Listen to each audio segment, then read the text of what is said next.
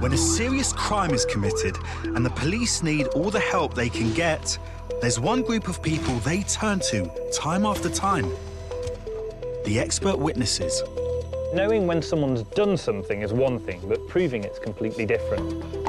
We need that last piece of the jigsaw. An extraordinary army of men and women with the expertise to reveal the hidden clues criminals have left behind. It might be a fingerprint, footwear mark, cell site analysis that can come up with that golden ticket to put that investigation on a different path. Using the very latest techniques. Several months or even years later, evidence can remain and still be recovered. This is the inside story of how science helps solve some of the UK's most complex cases. The forensics in this case showed us what did happen. Not what could have happened, what did happen. You've been in the scene. It's virtually impossible to clean everything up. Something is going to be there. If we're looking in the right place, we'll find it. Without the unseen heroes painstakingly going through forensic bits, I might not have got justice for my daughter. This is the story of the expert witness.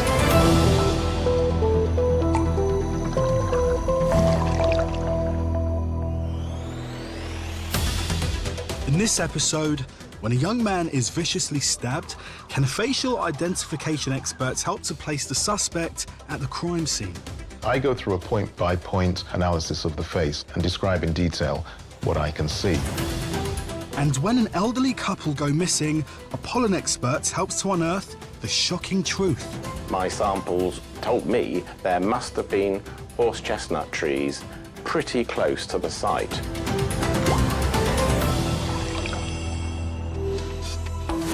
Facial comparison, that involves looking at images of the perpetrator and then comparing against images of the suspects. So what we can bring is a level of certainty that we can then pass that on to the police.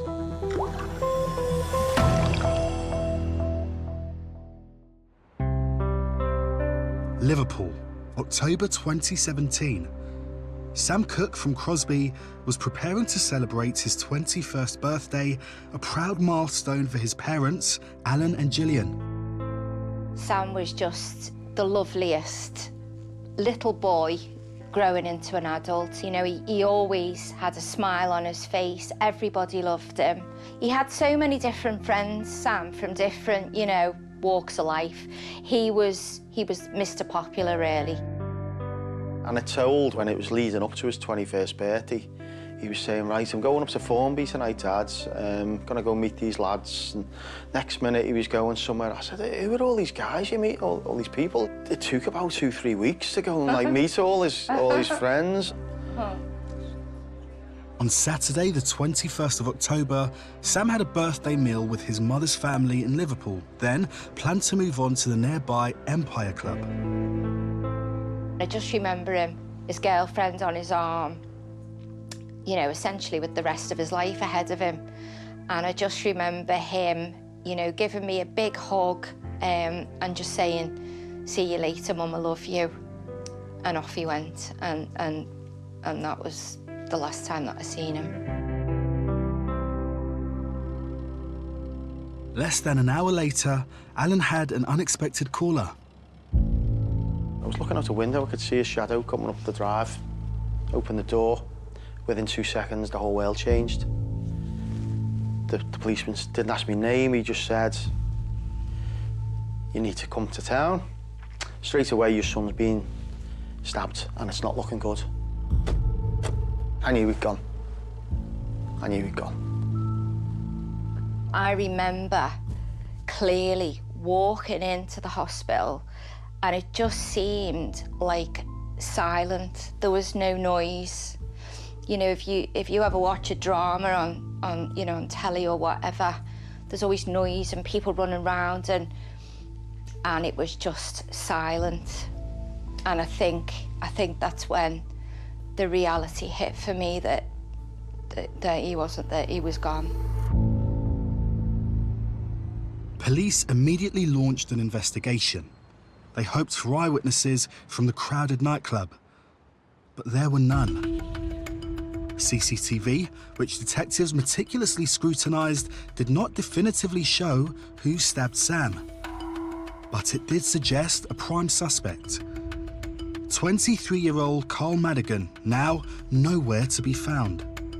The lad went on a run, and we were getting kept in touch by the police. But then they started to go quiet on us, and we were thinking, wow, is this murderer got away with this? For 7 weeks, Madigan evaded police until detectives finally arrested him. By then, they had hundreds of hours of CCTV footage which, they believed, showed his movements before, during and after the stabbing. You know, I remember them saying we've sat through something like 200 hours of CCTV or something to try and piece together what happened with Madigan, and there was just literally somebody sitting watching it. Crucially, CCTV footage from inside the club showing the attack was of poor quality. Police believed it showed Madigan stabbing Sam, but they couldn't be certain. So they turned to facial comparison expert Ray Evans. He began by analysing good quality footage of Madigan taken from earlier in the evening. It was high resolution, so we had really good reference footage for the clothes, for his features. I go through a point-by-point analysis of the face. I work from the hairline right down to the chin and describe in detail what I can see. The shape of the eyebrows, the shape of the nose, the distance between the eyes. We may be able to see marks and scars, and the police say, well, look, we know it's Madigan at this point, but we've got other footage that we think it's the same person, but we don't know. And that's where I've got to provide some level of certainty to them. Detectives suspected that the shadowy figure seen stabbing Sam on CCTV was Carl Madigan. But to prove that, Ray needed the police to supply even more images. The police are very good at collating that kind of footage. They do the hundreds of hours, and then they bring us what they feel is the most relevant. But we received several hundred clips, various lengths, various resolutions. The clips were pieced together into a timeline, which Ray now followed, checking Madigan's appearance in each successive clip against the clear reference from earlier to reveal whether it could only have been him who stabbed Sam. We're essentially tracking the person that we know to be Madigan right across the footage. It's intensive work, which required Ray to take a counterintuitive approach. Research shows that we're very good at seeing similarities between people, but we're less good at spotting the differences between two similar-looking objects. And that's why you get the idea where you're walking down the streets and you see somebody that you know. You shout out, "Hi!" They turn around and it's somebody else. As an identification expert, Ray is trained to counteract this natural bias. He will notice if any of the details he's carefully recorded do not match up across different clips which police suspect show Madigan. I've used the term spot the difference between different pieces of CCTV. Some of them are decent, some of them are not. The footage in the nightclub, for instance, that was in the dark, much of it. But where you may not be able to use features of the face, then you can fall back on clothing, used as a unique reference. And because we've got such detailed footage of the clothing, we were able to track Madigan throughout that piece of footage. So here we can see the type of clothes. We can see the same thing here. And our job is just watching him move from place to place consistently, so you can be fairly confident that it's the same person we're watching throughout the night. As detectives waited for Ray to confirm whether Madigan was in fact Sam's attacker, evidence from inside the club revealed his chilling behaviour immediately after Sam had been stabbed. Journalist Neil Docking recalls the details. Carl Madigan returned to the booth where he'd been sat with his friends, and there was a couple of girls there who overheard what he said. First, he made clear to his friends that he had stabbed Sam, and then second, he said, "I'm not arsed, lad, I just whipped my blade out." showing his absolute indifference to the life he'd just taken. Carl Madigan then walked coolly and calmly out of the bar. He walked down the street and he put the blade down a drain and then sauntered back to the nightclub 10 minutes later, and he hung around outside while people inside the nightclub were trying to save the life of the young man he'd just stabbed. He waited outside, he saw the paramedics arrive. He knew exactly the extent of what he'd done. And then he met up with his friends who came out the bar, and they walked down the street laughing and joking. But Madigan was now in custody, and Ray was finally ready to give his expert opinion on who was seen attacking Sam in the low-quality CCTV footage. Our findings were that the material lent support to the contention that the suspect, Mr. Madigan, was the perpetrator. The important thing is there was nothing to suggest that it was not Madigan. So I think, in that respect, our evidence was quite important. In June 2018, Madigan went on trial for Sam's murder at Liverpool Crown Court. The trial itself was a gruelling and harrowing trial for the Cook family in particular, for Sam's parents, Jill and Alan. The pain must have been unbearable of having to relive their son's last moments. We obviously got to see an awful lot of CCTV, and one of the things that we did see was Carl Madigan laughing and mimicking how Sam fell to the ground. And for us, as a family, to sit in court and watch that was just, it was beyond belief. And then we watched him dancing on tables in a nightclub after our son was dead. What type of person would do that? And carry on his night thinking it was funny that he'd taken someone's life. Shockingly, it was revealed that Madigan had a known history of violent crime. Carl Madigan was willing to use knives to inflict serious injuries in the past. At the age of 16, he stabbed a boy in the leg in Widnes in an incident outside a leisure centre. And then fast forward to around 2016, he attacked a man with a machete, and for that he received a 16-month jail sentence. And when he was released from prison, he was actually still on licence for that previous machete attack when he murdered Sam Cook.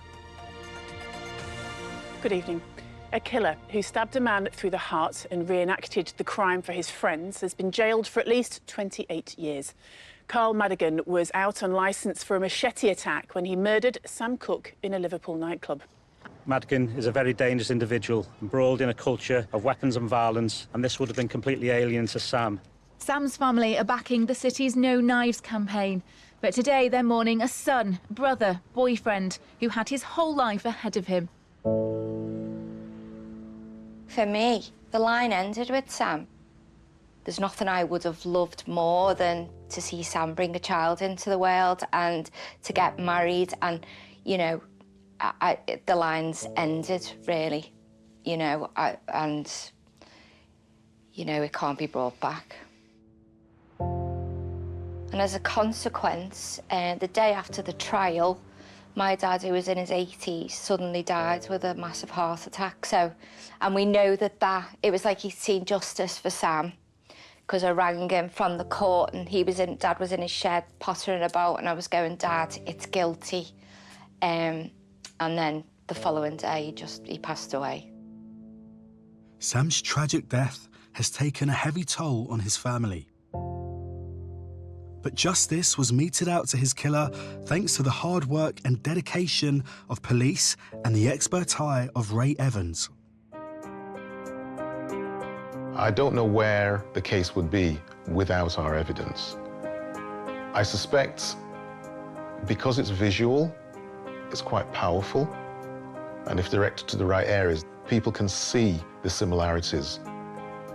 Those similarities helped to convict.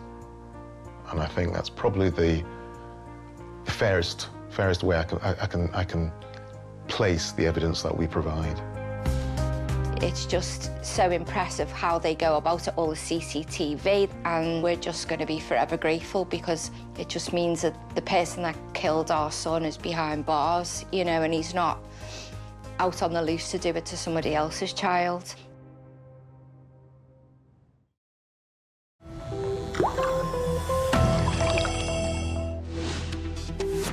Forensic palynology is the use of pollen. It's everywhere, all around us, and it can be used to solve crimes.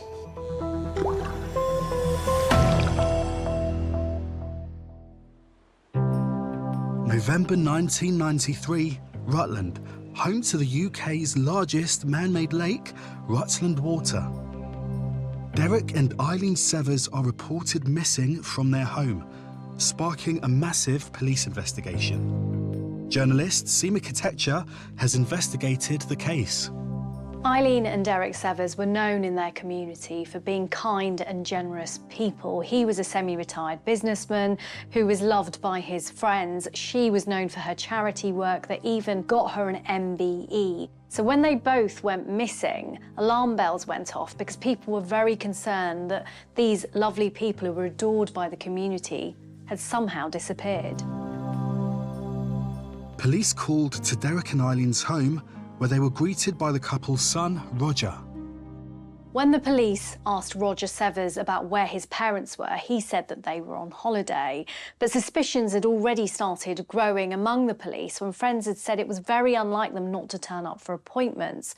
So they were convinced that he wasn't telling the truth. Neighbours also reported having seen Roger digging in the garden. When they ventured out into the garden, they saw a smouldering bonfire, and they also saw that the soil in the vegetable patch had been overturned. Today, the family gardener was helping detectives search their lawn for any signs of freshly dug earth, a task made more difficult by the snowfall. Meanwhile, police conducted a forensic examination of the house itself. Carpet had been pulled up off the floor in the hallway. There was no carpet in the bathroom. Severs told them that that was because the bathroom had overflown and he'd burnt the carpet in the garden. When they closely inspected some of the rooms in the house, they found spots of blood in the bathroom. And this is when they really started to worry about what Roger might have done. Police finally discovered that blood had been splattered on the garage door. It was at this point that they realised they were dealing with a murder investigation. Roger Severs was taken into custody and maintained his story that his parents were on holiday. Hannah Bowes is an associate professor of criminal law who researches violence and abuse. The killing of parents is usually termed parricide. It's not likely to be the first thought when someone is reported missing. However, clearly in this case, it became very clear very quickly that the story that had been given by Roger just didn't add up. Roger was in his late 30s. He had moved back in with his parents and was increasingly relying on them to support him financially and also with somewhere to live. But police continued to scrutinise the property. They found that the car had mud smeared across its windows. It was intertwined with the wheels. Inside the house, they also discovered a list of chores that Roger had written, detailing all the cleaning that he had to do around the house. Among the chores, put out the fire, clean the bathroom, and clean the car. Police were beginning to build a picture of what they believed had happened. A theory was forming among officers that Eileen Severs had been killed in the bathroom, Derek Severs had been killed when he arrived home later. They believed that the car had been used to transport their bodies to a new location. Detectives charged Roger Severs with his parents' murders, but there was a problem. They had yet to find the bodies of Derek and Eileen. A huge search operation commenced locally, which included sending divers into the Rutland waters. And there was still no trace of Derek and Eileen. The attention turned to the car that once belonged to Eileen and Derek Severs. The car, which was usually spotlessly clean, was now spattered with mud. Detectives asked whether this mud could reveal the car's movements and lead them to Derek and Eileen's bodies. So they turned to ecologist Professor Tony Brown. Soil can contain a remarkable amount of information, not only where it's come from It also could tell you about the climate, and also any botanical remains in the soil can tell you about the vegetation that's growing there. So if you have these different methods and you put them together, every location is pretty well unique. In 1993, forensic palynology was still an emerging discipline, and the investigation marked a new challenge for Tony. I did know that pollen had been used in forensic cases, but at that time, very few, and none that I knew of in the UK. When I saw the vehicle, I realized that it had material in the wheel arches and one or two other locations as well. Derek Severs was meticulous about the way the vehicle had been cleaned. He even employed someone to clean the underside of it. And as soon as I was told that, I thought, well, yes, this has a very good chance of being extremely useful. Tony began by taking samples from all 4 wheel arches. The material had little bits of grass, and that suggested the material had been accumulated relatively recently, which was also rather important. Tony had to put the soil through a number of different processes to separate the elements. I took them back to the laboratory, and then we sieve out what we call the coarse fraction, which is little bits of roadstone and little bits of geology and little bits of plants. And then the fine fraction is divided into 2. That's the material that basically goes through the sieve, so it's finer than sand. That gets divided into 2, and 1/2 in this case went off to what's called X-ray diffraction, which is used to determine the minerals in the soil, and the other half was then underwent a chemical preparation, which basically dissolves everything in the soil or sediment, just leaving the pollen. He began by examining the mineral composition of the soil. It contained an ooid, which is a small fossil that is found on Lincolnshire limestone. So from that alone, we could surmise that the material had been picked up on the Lincolnshire limestone. And that was important because it cut the search area for the bodies in half. But Tony was convinced that with pollen analysis, he could narrow the search area even further. He turned to the samples he had filtered from the soil. It was clear that that was going to be probably very useful because although it did have grass, about 20 or 30%, it was mostly trees. And that told me that it came from either on the edge of a small woodland or somewhere within a small woodland. But one variety of pollen stood out: horse chestnut. I immediately had to rush to my reference samples because I don't normally see horse chestnut, because horse chestnut is a tree that was introduced to the British Isles and it only occurs in some woodlands. It's also important because horse chestnut is insect pollinated.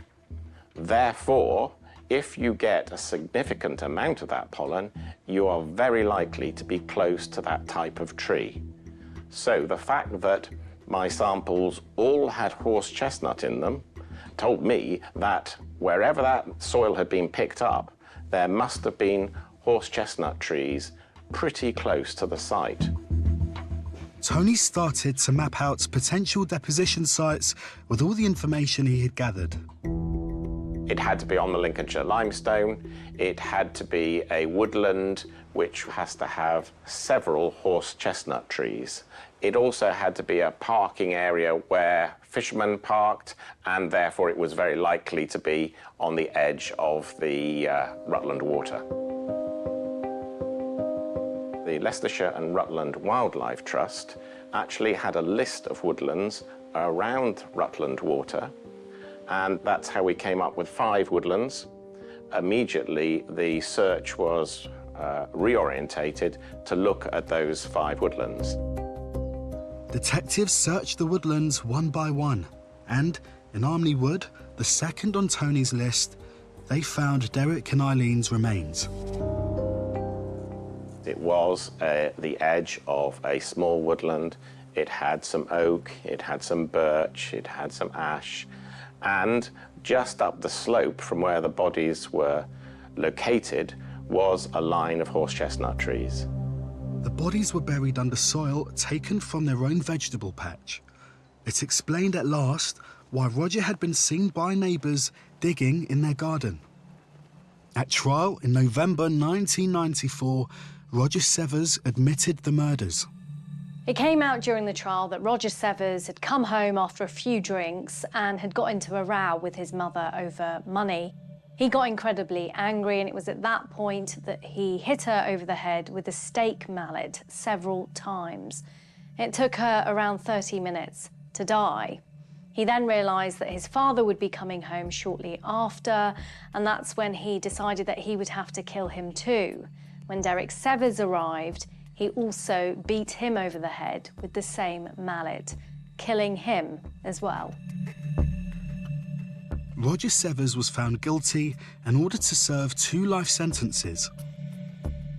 It is incredibly difficult to convict someone of murder without finding the bodies. And Tony Brown's evidence was crucial here, because without identifying that soil and what it had in it, those bodies may never have been discovered. One of the key pieces of forensic evidence came from the pollen. And so that gives an indication of the level of forensic science that is sometimes possible in these cases, actually the types of evidence that can be absolutely critical in establishing that a murder has happened, and in this case, actually leading them to the site where the bodies had been disposed. One of the ironic aspects to this case is that Roger Severs was more forensically aware than most people. He'd had some education in agriculture, and he knew that probably soil and indeed probably pollen could be used to locate a body.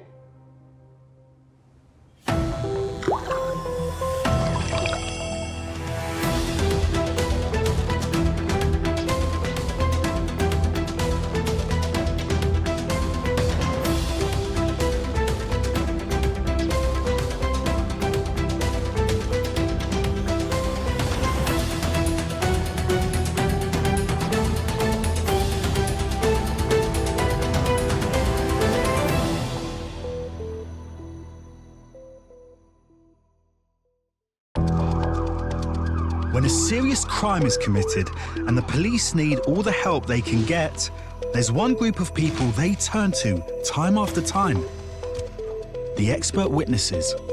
Knowing when someone's done something is one thing, but proving it's completely different.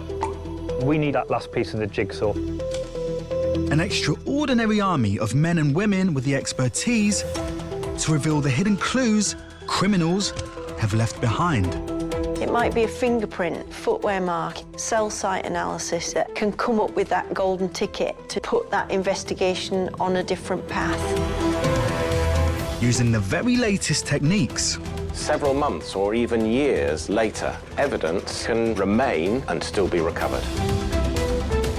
This is the inside story of how science helped solve some of the UK's most complex cases. The forensics in this case showed us what did happen, not what could have happened, what did happen. You've been in the scene. It's virtually impossible to clean everything up. Something is going to be there. If we're looking in the right place, we'll find it. Without the unseen heroes painstakingly going through forensic bits, I might not have got justice for my daughter. This is the story of the expert witness.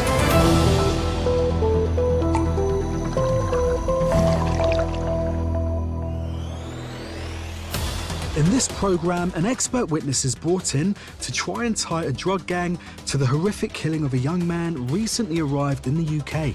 It was really clear that this person was injured. He's been transferred in this vehicle. That was vital in the outcome of the case. And in Bristol, 2 forensic experts are tasked with helping catch the ruthless killer of an elderly man.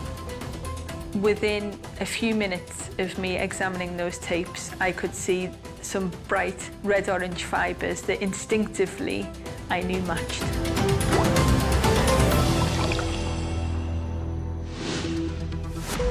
If we can get to a crime scene, we can nearly always find something. However hard you try, if we're looking in the right place at the right time, we'll find it.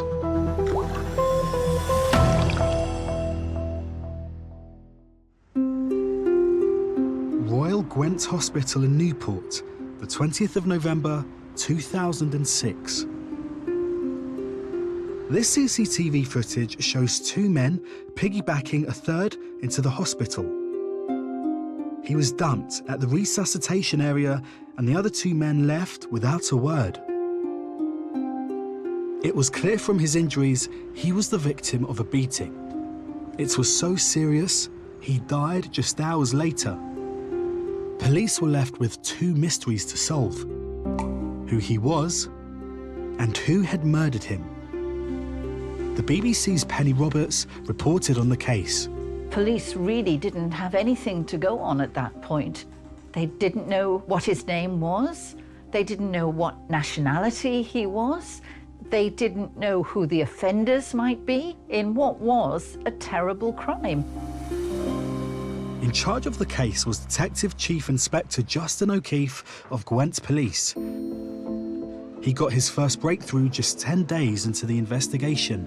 We were lucky in as much as that on the 1st of December 2006, the brother-in-law of the person who'd been deposited there came to the Royal Gwent Hospital looking to identify where he was. And at that point then, he began to fill in the blanks as to who he was, where he'd been, where he was from, etc. His brother-in-law identified the victim as Vietnamese national Tran Nguyen. He had arrived in the UK just 8 weeks earlier. He had a wife and two children. His dream was that his son would go to university. He lived in a house in central Vietnam in poverty. There was no gas, there was no electricity, there was no running water. And he scraped together every single penny that he had to be trafficked effectively to the UK, to try and provide a better life for his family. Arriving illegally in the UK, however, meant that Tran's work prospects were extremely limited. He couldn't go down to the local job centre and look for work because quite clearly he was in the country illegally. So he was initially taken to the Midlands, where he was befriended by a male called Tu Min Lee, who offered work in an illegal cannabis factory. And that's effectively how he managed to gain work with a view to sending money back to his family in Vietnam. He'd only been in this country for 2 months, and they put him in a house in Newport, and he became a ghost farmer, and that is a single person cultivating cannabis in a residential house. DCI O'Keefe began his hunt for Tran's killers by investigating the drug gang that ran the cannabis farm. At that time, it was a criminal world police knew little about. Bearing in mind they were obviously a close-knit group operating illegally, we didn't have too much intelligence in relation to their enterprise at all. However, it quickly became clear that Tran Nguyen had become involved in a serious criminal operation. When Gwent police started investigating the death of Tran, they found 20 cannabis factories operating in innocuous residential streets in Newport. Sometimes the neighbours didn't even know about it. The landlord of the house where Tran worked was unaware of what was going on at his premises, but he was able to give police details of the men who were paying the rent. That allowed us then to develop the investigation into who might be involved, the vehicles they've used, telephones they've used, and obviously then where they could have taken Tran Nguyen to receive his beating. As police pulled together evidence from all these lines of inquiry, a picture began to emerge of the sequence of events which led to Tran's death. A rival gang broke in, stole £40,000 worth of cannabis plants, but Tran's drugs gang thought he was involved in that robbery, and they wanted revenge. We know that on the 19th of November, telephone calls were made to the boss man saying that they were going to bring Tran Nguyen to London for questioning. He was taken to an address in Feltham where he was accused of giving the crop to another organised crime group. He was then beaten up. And when I say beaten up, I'm talking about having his head stamped on, having his head kicked, being kicked to the face, abdomen, assaulting him in a fairly savage way. They wanted his beating to send a very powerful message to anybody else who would even dare to mess with them. Phone records revealed to detectives that gang members next drove Tran back to Newport, where they realised he was on the verge of dying from his injuries. So what they determined to do before they fled the area, look, if we take him to the Royal Grand Hospital, dump him at resus, he'll get some medical care and we'll run. Then it became their attempts to try and flee justice and our attempts to try and identify them and capture them. What the police had was phone records, extensive phone records, that tracked the gang's movements between Newport and London, where he was beaten up, and London and back to Newport. What they didn't have was forensic evidence that put Tran with them. But Justin and his team didn't give up. They traced and seized the car used by the killers. It belonged to gangmaster Tu Min Lee. Detectives hoped to find traces of Tran's blood or fibres from his clothes that could link Min Lee and other gang members to his murder. So they turned to forensic investigator Martin Jones. There should be a lot of blood given the severity of the injuries, but it was obvious that this was a very clean vehicle. So this could indicate that it's simply used by somebody who is very fastidious, likes to keep their vehicle clean, or could mean that somebody has made a very good attempt at cleaning up any material that could link to any activity. In this instance, they had made a very good job of cleaning up, and it was very, very difficult for the team to locate any real value to any of the staining that we were finding initially. It didn't seem like Martin and his team would find the evidence the police needed to link gang members to Tran's murder. We started to get a little bit despondent because we should be finding a significant amount of blood. We weren't really finding anything. We were attempting to look for fibres. That wasn't particularly successful. We were looking for deposits of cellular material because everything was so clean. Samples weren't producing anything for us. The breakthrough came when Martin and his team put themselves in the minds of Tran's attackers. We thought if we were going to transfer this individual in this car, where would we have put him? If we needed propping up by somebody, we need to stick him in the back seat because somebody can support him. If he's in a partially conscious state or an unconscious state, we'd probably strap him in with the seatbelt. We'd looked at the seatbelt as far as we could tell, and there was no blood there. So we decided, well, let's pull all of the seatbelt out. How far does this go? To be honest, we were quite surprised how far a seatbelt will go. It comes out for a long way. So we methodically worked our way down, and then we get to the end, bang.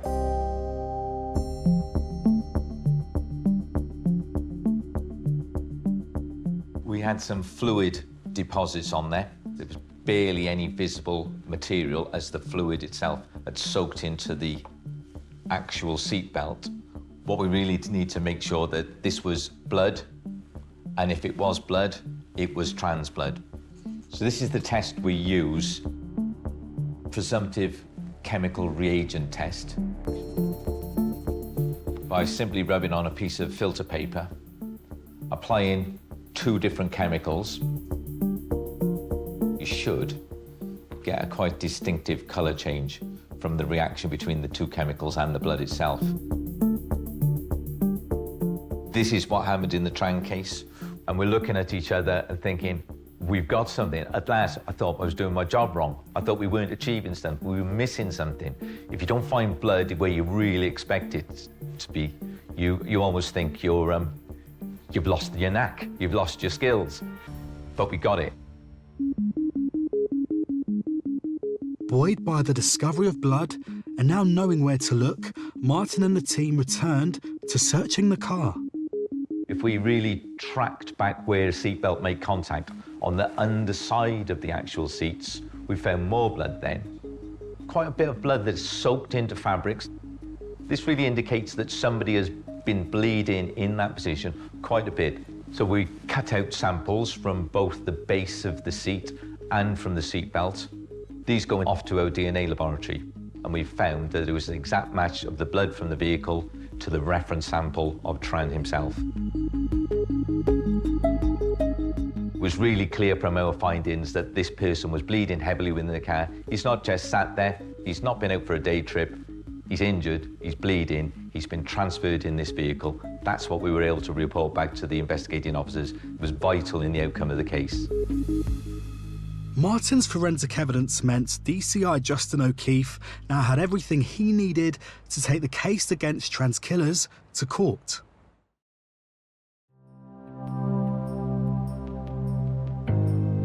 We charged 9 persons with offences. The wife of Tu Min Lee was convicted of perverting the course of justice, and 3 of the persons were convicted of manslaughter. But Tu Min Lee himself, believed to have played a central role in Tran's murder, managed to flee the UK before he could be sentenced.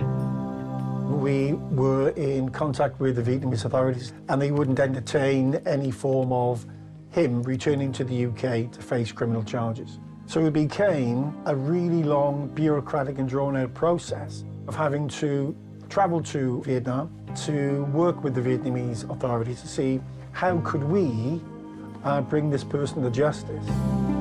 DCI O'Keefe never gave up in his pursuit of justice, even when months of bureaucracy turned to years.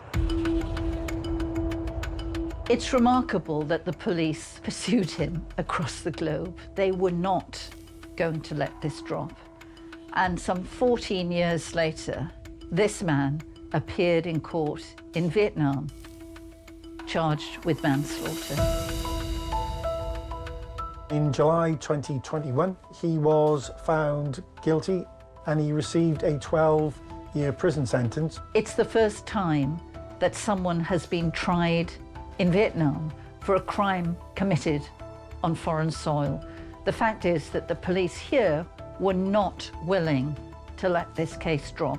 They wanted justice and they wanted closure. The successful resolution to a highly complex investigation could not have been reached without the determination and expertise of Martin Jones and his team.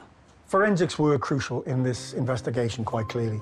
It effectively corroborated the stories that we were able to gain from other evidence, but the forensics in this case showed us what did happen. Not what could have happened, what did happen. The satisfaction in working on jobs like that where it's a struggle. If everything was easy, it would probably be boring.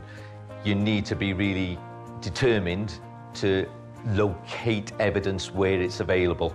You really want to get to the bottom of things, and what we did in this instance, we were all really pleased. It was a great outcome.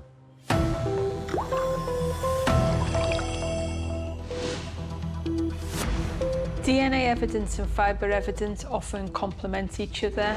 DNA evidence can tell you who was involved in a crime, whereas fibre evidence can give you the why and the how.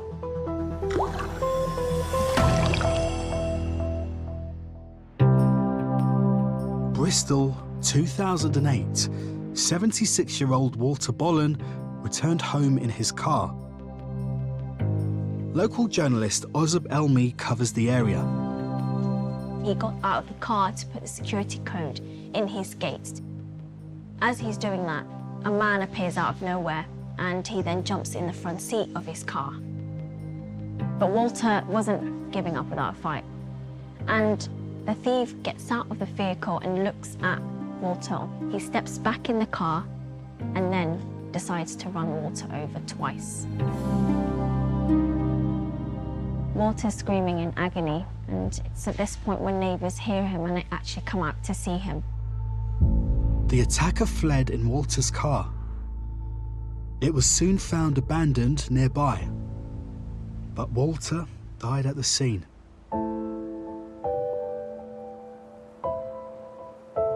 Walter's friend, Emma Fowler, was appalled by the crime. People were shocked.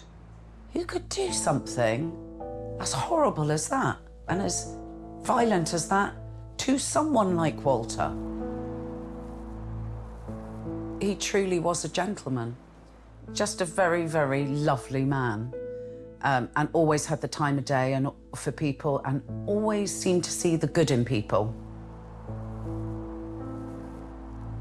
This person needs to be stopped, because if they can do it to someone like Walter, they can do it to anybody. And that's scary.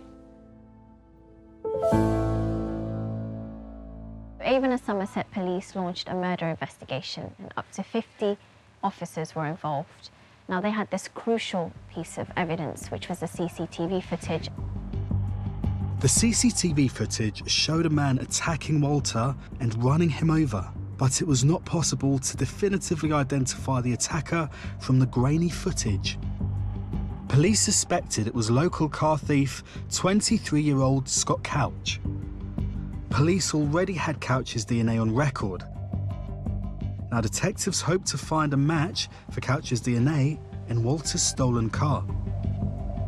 If they did, it could crack the case.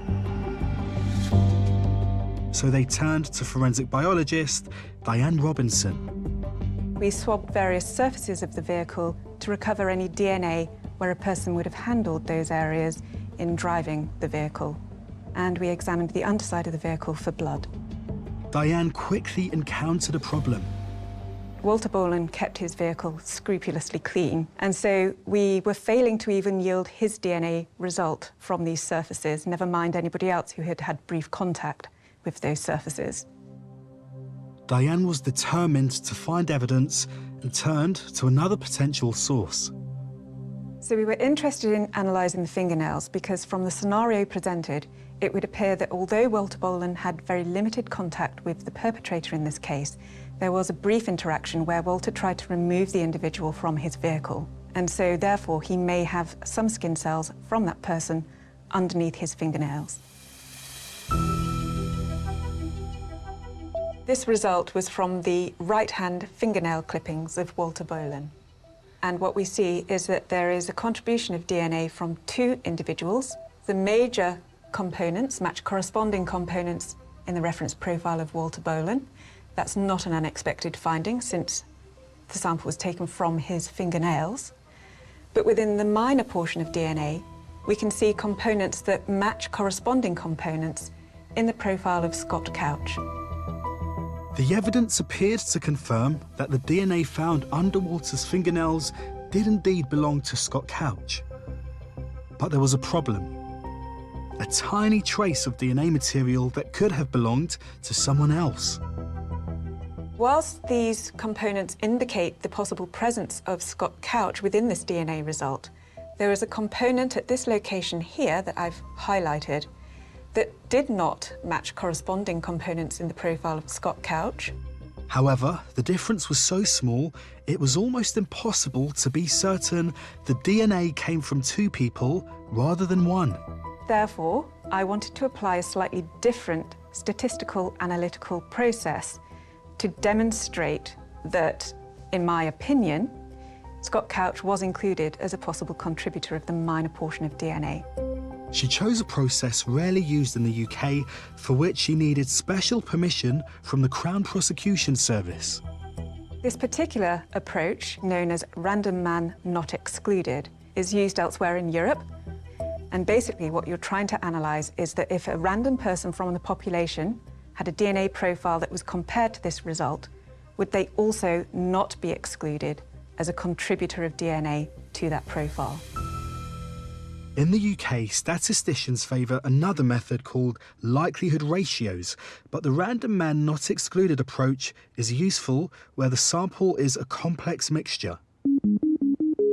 This method offered a much clearer picture of the statistical likelihood that the DNA from under Walter's fingernails belonged to Scott Couch and no one else. By applying this alternative statistical evaluation, we significantly increased the strength of the evidence, and now it indicated strong scientific support for the fact that Scott Couch may be included as a contributor to the minor portion of this DNA result. But while Diane and her team of scientists were convinced, detectives weren't certain a jury would feel the same way. The investigative team were a little bit nervous about the DNA evidence, with it being a unique approach that hadn't been used in the United Kingdom. The police needed something else to be able to link the suspect to the victim, which was really frustrating because they were so close, they just needed to go one step further. Detectives continued their search for evidence and asked whether fibre analysis might offer compelling proof that Scott Couch attacked and killed Walter. They turned to fibre expert Kelly Sheridan. Because textiles can shed fibres really easily, any textile that you come into contact with or you can find in your home will be transferred to the clothing that you wear. So there was a clear potential for fibres to transfer either between the suspect and the victim, but also between the suspect and the car seat. The first place we start is to examine what we call tapings, where a piece of adhesive tape is applied to a surface in order to collect anything that's sitting on that surface.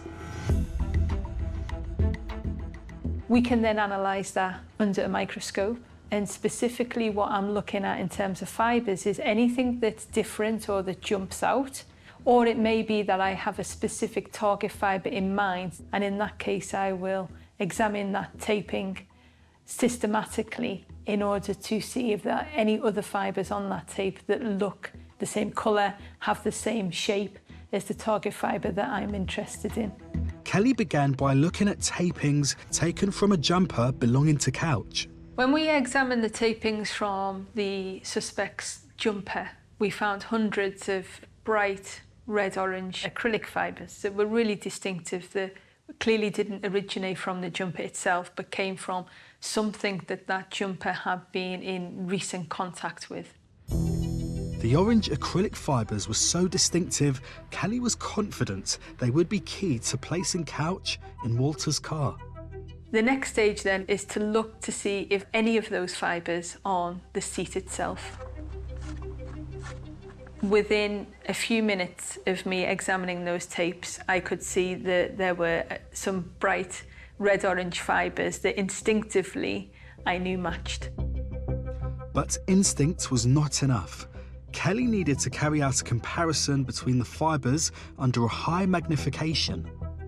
At that stage, we go on to more analytical tests where we analyse the light that is absorbed by this particular dye within the fibres. If these two fibres have been dyed using exactly the same dye, which you would expect if they have come from the same source, then the absorption spectrum of that fibre should be the same.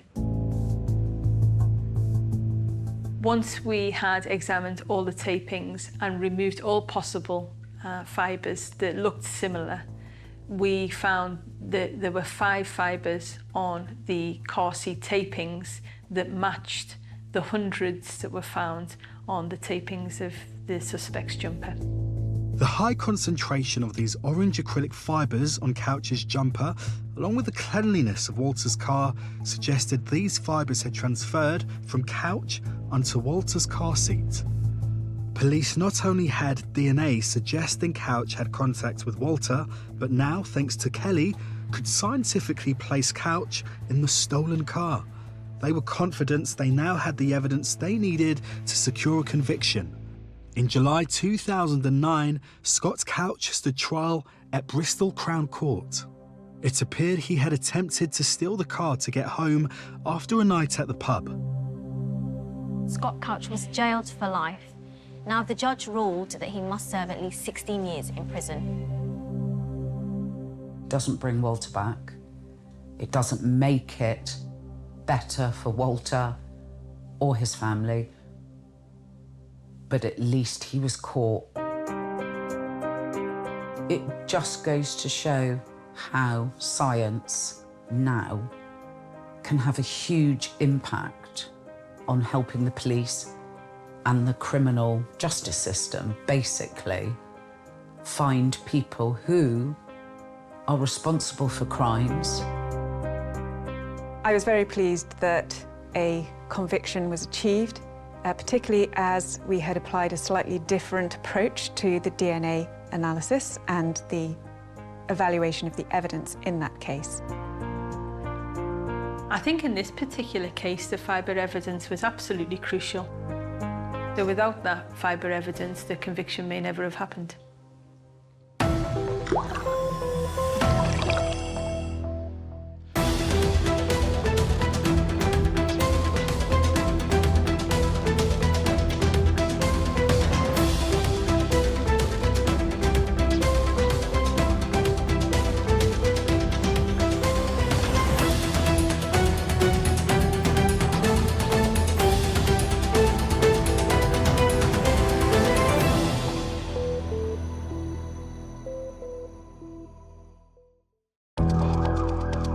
When a serious crime is committed and the police need all the help they can get, there's one group of people they turn to time after time: the expert witnesses. Knowing when someone's done something is one thing, but proving it's completely different. We need that last piece of the jigsaw. An extraordinary army of men and women with the expertise to reveal the hidden clues criminals have left behind. It might be a fingerprint, footwear mark, cell site analysis that can come up with that golden ticket to put that investigation on a different path. Using the very latest techniques. Several months or even years later, evidence can remain and still be recovered. This is the inside story of how science helped solve some of the UK's most complex cases. The forensics in this case showed us what did happen. Not what could have happened, what did happen. If you've been in the scene, it's virtually impossible to clean everything up. Something is going to be there. If we're looking in the right place, we'll find it. Without the unseen heroes painstakingly going through forensic bits, I might not have got justice for my daughter. This is the story of the expert witness.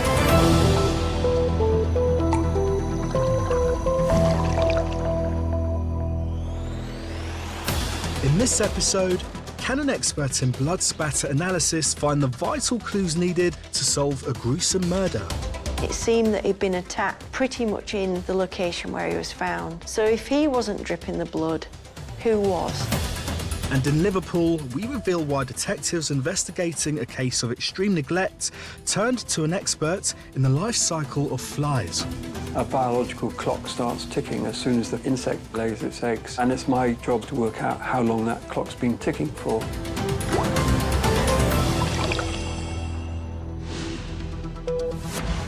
In many violent crimes, blood can provide the information that helps us to reconstruct what happened when there are no other witnesses to it.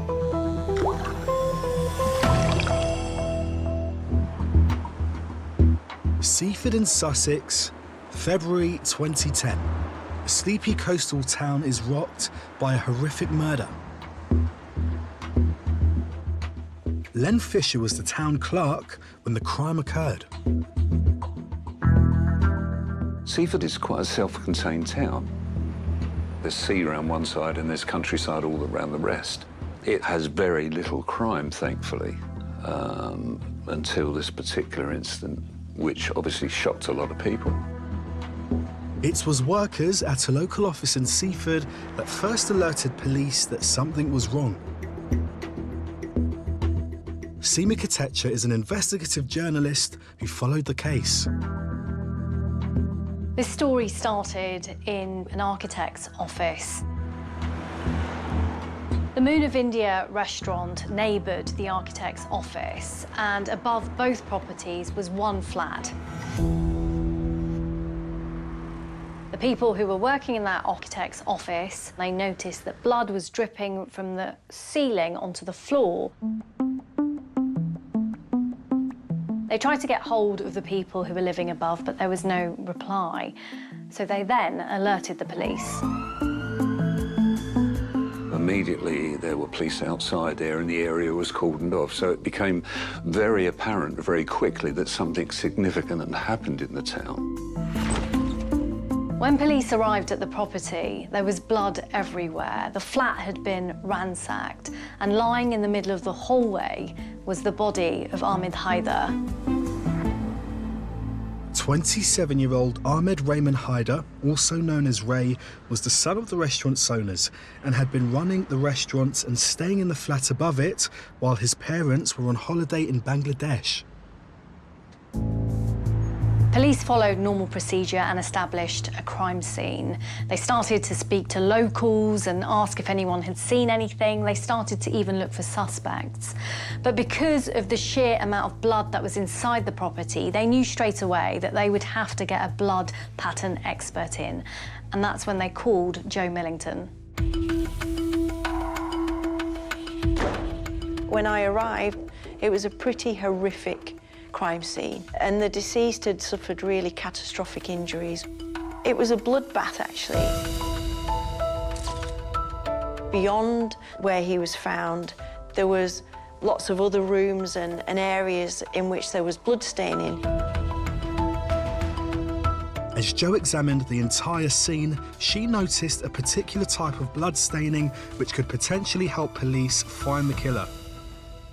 In amongst the impact patterns and the pooled blood that had collected, there were these really discrete blood drops, and they're really distinctive. For Jo, these blood drops stood out from all the other blood staining at the crime scene. Their distinctive shape is made by blood dropping from a height. It could be that they were from the victim whilst he was still moving around and injured, but that wasn't evident from the crime scene. It seemed that he'd been attacked pretty much in the location where he was found. So if he wasn't dripping the blood, who was?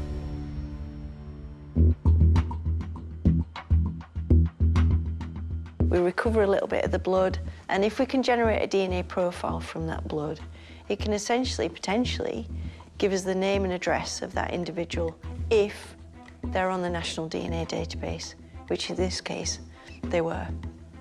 The DNA profile from the blood matched an individual called Mohammed Anhar. Thanks to Jo's blood analysis, police now had a chief suspect for this vicious murder, and shockingly, he was related to the victim. Mohammed Anhar was 33 years old. He was the cousin of Ahmed, and he had been helped by the family to settle in Britain when he arrived here from Bangladesh. In fact, he'd been working in the Moon of India with his uncle and auntie, but he had been fired for doing a bad job, and now he was under suspicion of his cousin's murder.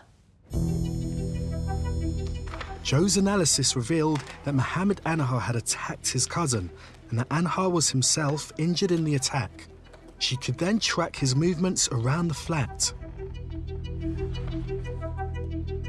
Once Anhar has sustained his injury, he's able to produce these drops of blood throughout the scene, and this is allowing us to trace his journey through that crime scene after the victim has been essentially killed.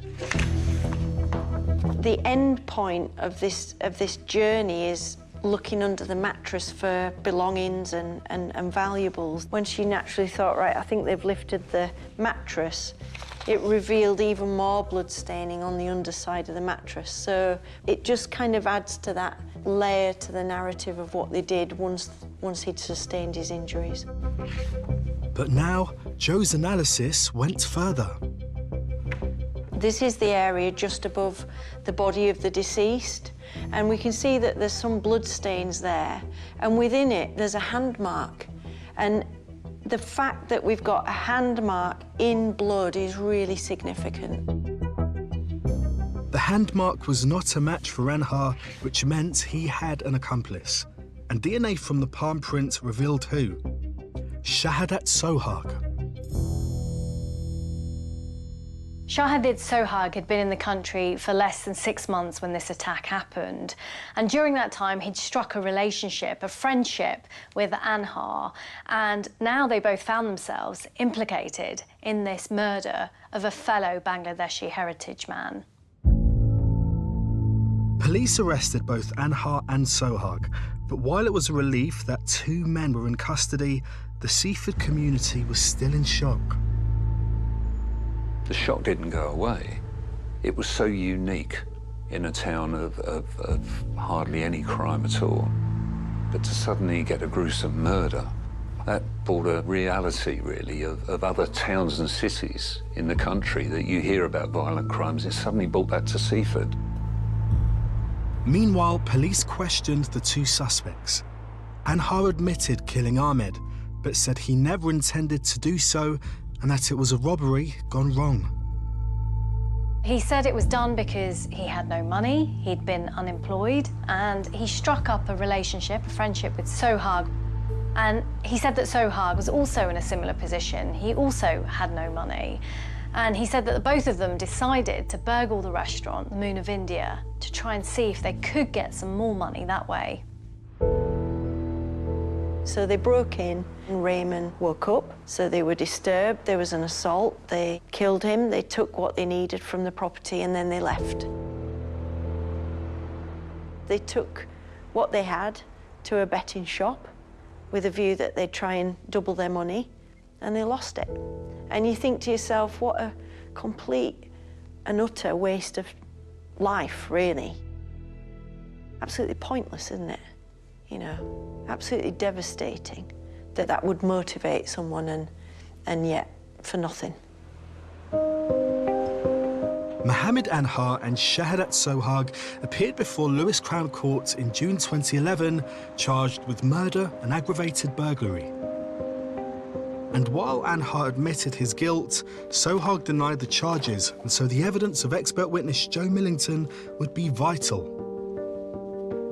It was an incredibly bloody crime scene, and so blood was always going to play a big part in the evidence. And even though CCTV cameras had got footage of Sohag and Anhar going into the flat, the blood is what ascertained what had exactly happened to Ahmed and how inside the flat.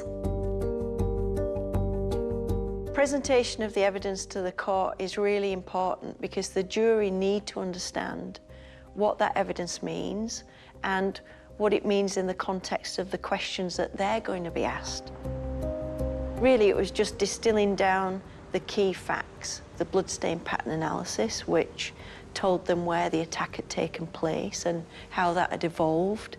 More specifically, it told us someone else was injured, who that person was, and what they'd done after that blood was available.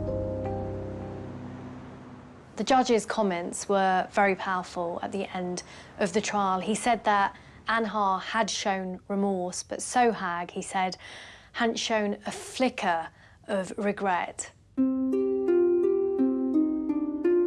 Both Anhar and Sohag were found guilty of murder and aggravated burglary and were sentenced to serve 25 years in prison. Once they were found guilty, there was a sense of closure. And the town went back, to a certain extent, to its normal. As far as Seaford is concerned, and I'm sure for the family, and I can't speak for the family, but I'm sure it brought an element of closure to them. It doesn't bring the family member back, but it does enable you perhaps to just close that part of your life and move on slightly.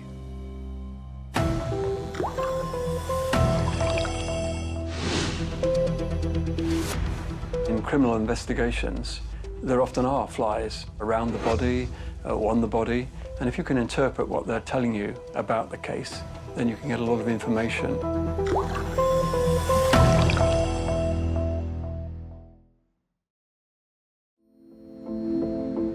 Liverpool, the 24th of July, 2016. The family of 68-year-old Catherine Purcell from Kirby called the ambulance service to report she has died at home where she was cared for by her daughter, Catherine Jr. What the ambulance crew discover leads them to call the police. Detective Constable Robert Sandham attended the scene. The ambulance service turned up and found Catherine Sr. covered in all kinds of bodily fluids and stains. But she's on a bed that has absolutely no stains on it whatsoever. She's got new clothing on and a mattress is covered up just under her neck. And the ambulance service clearly thought something's not right here. How can someone be in that condition but on that bed that is so clean? The family were quite guarded. There was 2 other rooms that were close by and the family were quite guarded about what was in those rooms. So the ambulance service weren't happy. So they called 999 and they said, We need police to attend. There's something not quite right with the scene here. Nothing could have prepared DC Sandham for what he found inside. It looked like the bed. It looked like the seat of a fire. So like there'd been a fire there. It was musty. You could just about catch your breath. There was flies everywhere. You had to swat them away from your face. There was excrement everywhere. The bed was saturated, for want of a better word, with cigarette butts, bodily fluids. I just couldn't think anyone could be on that bed. I couldn't imagine how anyone could be on there. Catherine Senior was found in much cleaner conditions in the other bedroom, and police were convinced something was not right. They decided to move her into the other bedroom. They changed the clothing and they tried to give her a clean, they said, to preserve her dignity. But the cleaning of Catherine and the changing of clothing it didn't ring true. So that's how Merseyside Police began an investigation into manslaughter at the beginning of that. Journalist Helen Carter has studied the details of the case. Catherine Purcell was diagnosed with Korsakoff syndrome back in 2011. This is a syndrome which affects people who are alcoholics, and they suffer extreme vitamin deficiency, and this leads to problems with memory loss and, cognitive skills. So she was in a facility then, but as a result, her family said she had a real distrust of nurses and doctors. So, she was absolutely adamant that she didn't want to go back, and she was discharged to the care of her family. Police needed to prove that her family had failed to take proper care of Catherine Senior. They began by studying her medical records and gathering information on the family setup. Korsakoff's, which is alcohol-induced dementia, caused a number of health issues. She was bedbound. So Catherine Purcell Jr. lived at the address with her mum. She'd been Catherine Senior's official carer for a number of years. On some days, Catherine Senior might be quite lucid and be able to converse and talk, and then the next thing would be a completely different person, would be quite verbally aggressive and hostile, would throw food, and it was difficult for Catherine Jr., which is why her dad, a strange partner to Catherine Senior, would visit daily. Investigations revealed that John Purcell had begun to turn Catherine's healthcare workers away. He said she chose not to see them. There was a sense that Mr. Purcell was very controlling. The medical professionals were not allowed access. There were no carers, and he said that she didn't want to get the care, but you have to kind of consider that she may not have had the capacity due to her alcoholism and her memory issues. So, she was completely reliant on this family, and they let her down. Records showed that, at the time of her death, it had been over a year since Catherine Senior had seen a medical professional. Now detectives asked whether John had deliberately prevented her from getting the care she needed. This is the actual room where Catherine Purcell Senior had died. The walls are yellowed. There's food that's being left in there and just not being eaten. Catherine might sometimes throw that around because sometimes her capacity would be up and down with what she was going through. Swallowing would have been painful for Catherine. The post-mortem revealed she had cancer of the tongue. This went undiagnosed due to the denial of medical intervention. There's that many paracetamol blister tablets, some of which she struggled with taking because she couldn't swallow any of them due to the undiagnosed cancer. Meanwhile, to DC Sandham, the details of Catherine Senior's bedroom were evidence of serious and long-term neglect. The mattress itself, you can see the black staining. That's actually chemical burns from being covered in her own faeces and urine, which is burned through to her skin. It's burned through the plastic on the mattress. The cigarette that she'd light, she just liked the sensation of smoking. So she'd light the cigarette and it would just light all the way down. And then those burns would add on top of that as well. It was just constant burning of everything, and she wasn't getting cleaned. So if it burned through plastic, it was burning through skin, all the way down all the layers of skin, all the way down to the bone itself. Catherine Jr. and John Purcell were arrested and charged with manslaughter. The case submitted by the police was that their long-term neglect of Catherine led to her death. But they needed more evidence. This neglect wasn't an overnight thing. It wasn't even over a week. It was a longer circumstance of neglect where things had just slowly gone downhill. Proving that was going to be difficult. Detectives turned to the flies. And forensic entomologist at the Natural History Museum, Dr. Martin Hall. Forensic entomology is basically the study of insects in criminal investigations, using a knowledge of their biology, behaviour, distribution and so forth to help the police interpret what's gone on at the crime scene. Basically, a biological clock starts ticking as soon as the insect lays its eggs. And it's my job as the entomologist to work out how long that clock's been ticking for. Proving how long there had been insects living on Catherine's body before she died would show how long she had been neglected. I was provided with insect evidence, actual physical insects that had been collected from her body, and the first thing to do is to identify the evidence. I was very fortunate working at the Natural History Museum because we have a collection of 33 million insect specimens. And in this case, the insects were identified, all of them, as Musca domestica, the common housefly. So what we have here are some of the larvae which were removed from Catherine Purcell Sr.'s body. The fly goes through 4 developmental stages: egg, larva, pupa, and then adult. The pupa actually occurs within the puparium, which is equivalent to the cocoon of a butterfly.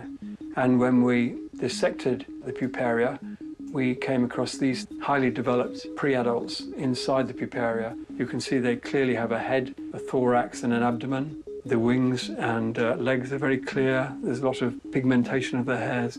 So these are just about ready to emerge as adults. And I wouldn't be surprised if they were left undissected. They emerged within the next 24 hours or even less. Martin now knew the precise stage of development the flies taken from Catherine's body had reached. But there was one vital element missing before he could determine their exact age. Unlike humans, which can grow at the same rate regardless of the temperature, insects are temperature dependent. So the warmer it is, the faster they'll develop, and conversely, the colder it is, the slower they'll development. The challenge in this case was that no temperature measurements were taken at the scene, and that would have possibly meant I couldn't work out how old the insects were. Knowing the age of the insect samples was the only way to prove how long they had been allowed to grow on Catherine's body. But even without a definitive temperature to work with, Martin realised he could still give a likely range of results. I looked at a range from 18 degrees centigrade, which is average room temperature, up to 35 degrees centigrade, which is sort of skin temperature. At 18 degrees centigrade, the insects to develop to the stage they were when they were found would have taken about 20 days, almost 3 weeks. Slightly higher temperature, 25 degrees, it would be down to 9 days. And at 30 degrees, which I thought was a good compromise, a conservative estimate, that would take about 7 days for development. The idea of insects living in, on and around a body is clear evidence of neglect, and she may well have been neglected for a much longer period than that, as I gave such a conservative estimate. In May 2018, the trial of Catherine Jr. and John Purcell began in Liverpool Crown Court. Martin was called to present his evidence to the jury. The forensics were an essential part in proving the neglect element of this case. You know, anyone would be able to see that she was neglected. However, the level of neglect is what a forensic scientist can actually give to the police. Dr. Martin Hall massively assisted on this case with proving not only neglect, but how long it had gone on for as well. The defendants at one point claimed they weren't aware because Catherine Purcell Senior was under a duvet. Anyone looking after an elderly relative would be aware, and certainly of insects actually visibly moving around her bed, on the body, and the multiple flies that were in the room where Catherine Purcell died. Catherine Jr. didn't speak. She didn't give any evidence. But every day she was very emotional. She was crying. She was upset. She didn't want to look at any of the photos, and clearly she was upset about what had gone on to her mum. John Purcell wasn't. He was the exact opposite. He was quick to point the finger at other people and say they didn't act. It's not my fault. Blame Catherine Jr. It was clear that he ruled what went on in the house and who did what, when care came in and when it didn't. And it was clear from the judge that John was a controlling factor, which is why he got a longer suspended sentence than Catherine Jr. Catherine Jr. got a 12-month custodial sentence, suspended for 2 years. John got 18 months, suspended for 2 years. It was a surprising sentence, but bear in mind, they've got family members who are caring for family members, and you've got to weigh all of that up. It's difficult to gauge. Regardless of even if they'd have got 10 years in prison, it still doesn't change the fact that Catherine Senior is no longer with us. And the worry is, how much could it have been prevented by taking action? And that's never going to change, whether it's a suspended sentence or 10 years. The outcome is still the same. And I think that's something that the family are always going to live with, regardless of the outcome from the sentence. Although I approach it in a professional manner and don't personalise it, you always, imagine one of your elderly relatives being treated in this way, and it never fails to amaze me how humans can be basically so uncompassionate in the way they look after each other.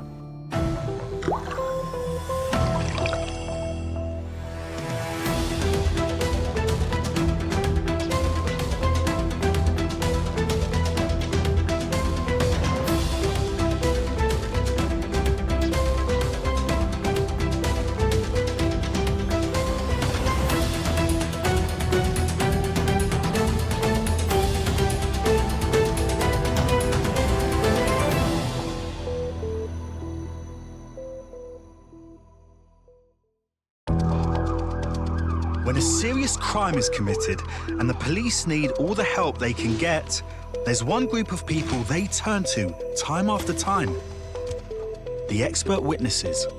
Knowing when someone's done something is one thing, but proving it's completely different. We need that last piece of the jigsaw.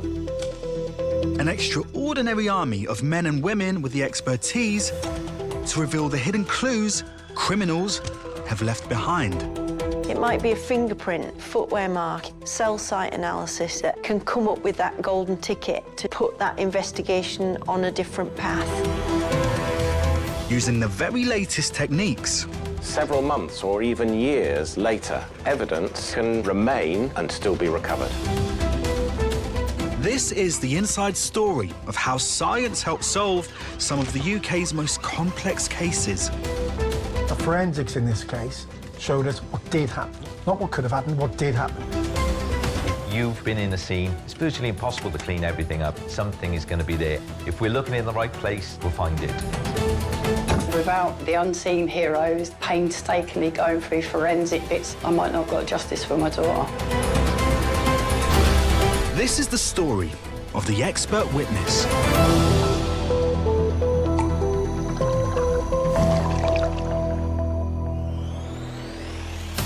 In this episode, we discover how fibre analysis by a top British expert was the key to solving Australia's longest-running murder investigation. There's multiple opportunities for fibres to transfer from clothing and be left in the vehicle And when 2 women are savagely killed, a forensic pharmacologist is brought in to determine if the suspect was responsible. The level of aggression when he killed an elderly lady and his wife, I think that level sparked in my mind, this is N-bomb.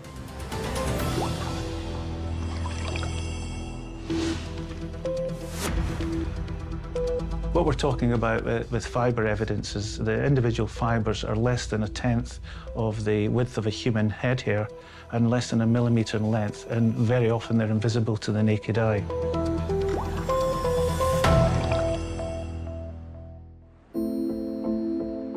Perth, Australia, where in January 1996, 18-year-old Sarah Spears went missing after leaving the Bayview nightclub in the Claremont area of the city. Tim Clark reported on the case and went on to write a book about it. She walked down the stairs, made a short walk to a telephone box just around the corner, and found a taxi. 3 men in a car did see someone who they described as short and blonde and pretty and young. And the police believe that that was Sarah. Within moments of that sighting, she wasn't there. Moments later, Sarah had disappeared. A massive search began. But 5 months later, there was still no sign of her when another girl went missing from the same area. Jane Rimmer was also socialising in the Claremont area with friends, not Club Bayview this time, but a venue very close called the Continental Hotel. CCTV on that hotel captured Jane's last known moments. She was leaning on a pole outside that hotel. Investigators searched for Jane until 2 months later, she was discovered. Jane's body was later found in an area south of Perth, semi-rural, in bushland, where it had been stripped naked and dumped with horrific knife wounds and injuries. It was at that point WA Police set up the Macro Task Force, which was to become the longest running and most expensive murder investigation in Australian history. They had just over 100 police officers at their peak looking for the man that they believed had taken Sarah and killed Jane.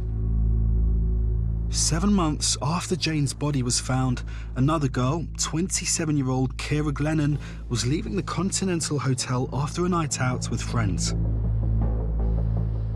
Kira walked up Stirling Highway, just as Sarah Spears had done. On the opposite side of the road were 3 gentlemen.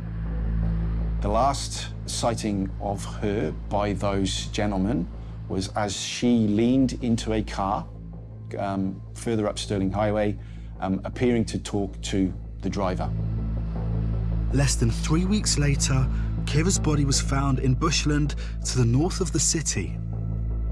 Her body was also found with native foliage and sporting very similar horrific wounds to her neck and her arms that Jane did. This was obviously a massive blow to the Macro Task Force, who had been hoping to capture this man before he did any more harm. One line of inquiry suggested that taxis could be the connecting factor in all 3 incidents. The task force went to work, DNA testing every cab driver in the city and placing undercover officers on the streets. But progress was slow. Western Australian police put every effort into trying to catch the Claremont killer. But those efforts were making a rod for their own back because of the amount of information they were trying to sift through. The massive investigation dragged on without success for 8 whole years until, in 2004, detectives began to believe there was little more they could do. What they did have left were physical bits of evidence that hadn't been tested because they couldn't be tested because of the technology. Some of that evidence was in the form of scrapings from under Kira Glennon's fingernails. At the time, the technology to analyse these tiny traces for DNA did not exist in Australia. But it did here in Britain, where it was known as low-copy DNA testing, and where detectives now sent the samples. That DNA testing proved that Kira had a tiny, tiny amount of DNA from the man who killed her left under that fingernail. At last, detectives had evidence of the man they believed killed Kira and possibly Jane and Sarah. But there was no match for him on Australia's DNA database. So they turned to tiny fibres found on the bodies of both Jane and Kira, which appeared to be from the same source, and asked forensic chemist Rhys Powell to begin a brand new analysis to determine that source. Rhys believed some of the fibres on the two girls may have come from a car interior, so he focused his search accordingly. We attended scrapyards and collected samples from the interiors of vehicles from the eras of the crimes in an attempt to try to understand our data further. Rhys next used brand new technology to compare these fibres with those found on the bodies of Jane and Kira. Amazingly, there was a match. There were 20 grey polyester fibres from Jane Rimmer's hair, as compared against the seat fabric from a 1995 or 96 Holden VS Commodore. Detectives searched for any Holden Commodore that could be linked to the case, but frustratingly found nothing. The case ran cold again until, in 2016, almost 20 years after the killings, when police began to use new advances in DNA to reassess evidence from cold cases. The police had the DNA from under Kira's fingernail. They had matched that to an attack that had taken place years before the Claremont killings had started, the rape of a young woman in a cemetery very close to Claremont. The attacker there had left a kimono behind. When that kimono was tested, that also had the same DNA on it as the attack on Kira. On file were fingerprints from the scene of the assault.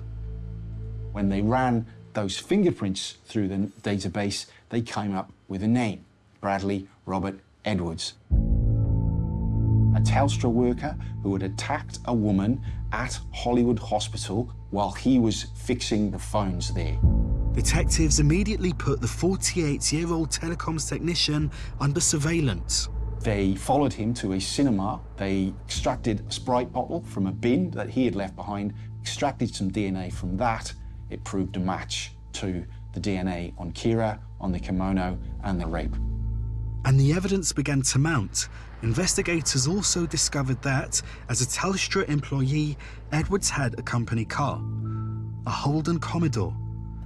Amazingly, 20 years later, it was still on the road. They tracked down the new owners, seized the car for analysis, and again turned to Rhys. Are we likely to find trace evidence present? On the outset, the chance is low, but there are hidden areas within vehicles, like where the seatbelt latches, the gaps between the seats, on the sides of the seats, and we tried to focus on these really low traffic areas. Rhys made a discovery: blue polyester fibres similar to those found in Jane Rimmer's hair. Detectives needed to figure out where they could have come from, and began to consider the uniforms worn by Telstra employees in the 1990s. The West Australian Police were able to source example uniform items from that time and source these control materials for us to compare against.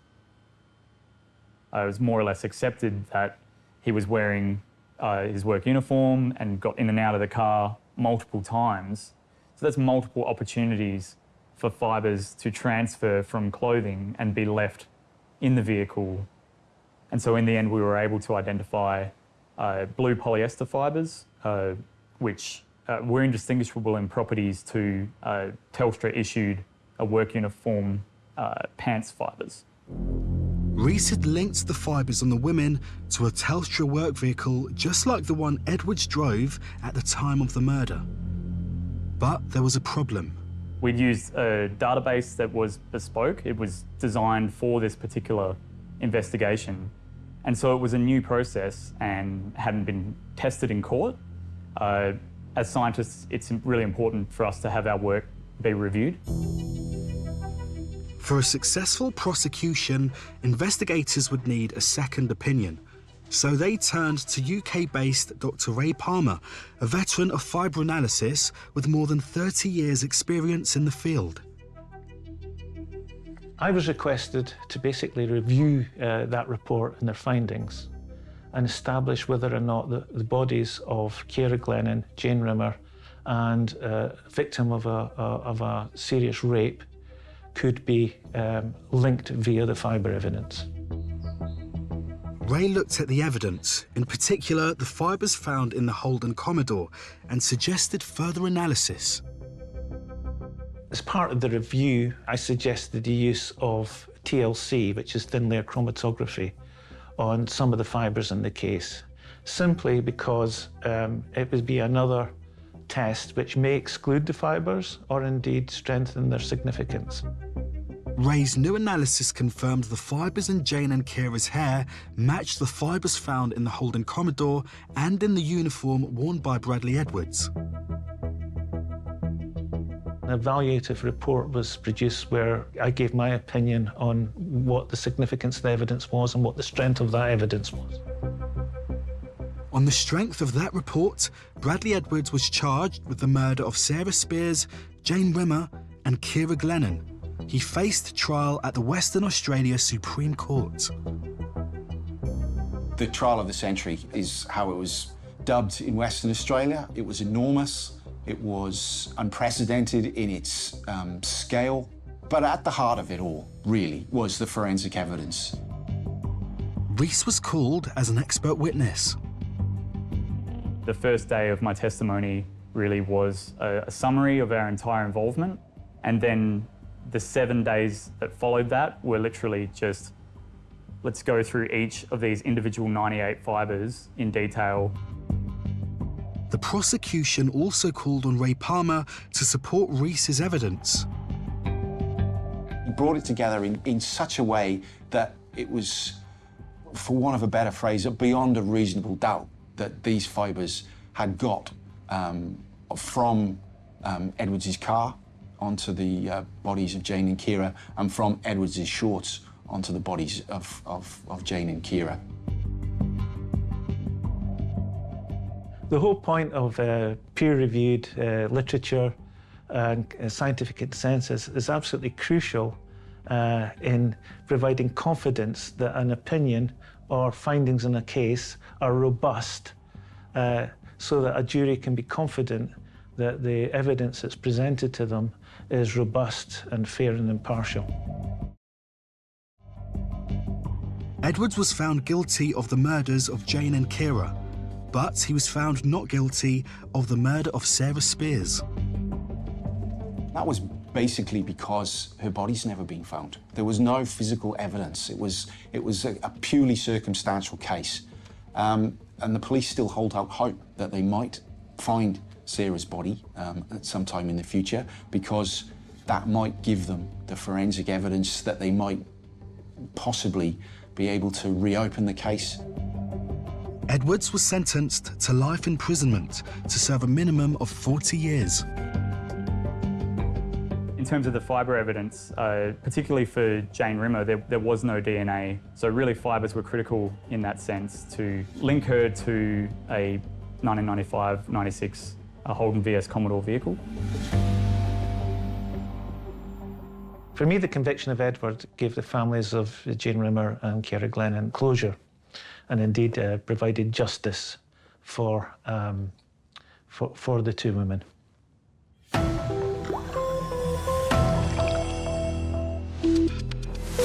What a forensic pharmacologist does is speak to judges or jury and explain to them what drugs are and what impacts those drugs could have.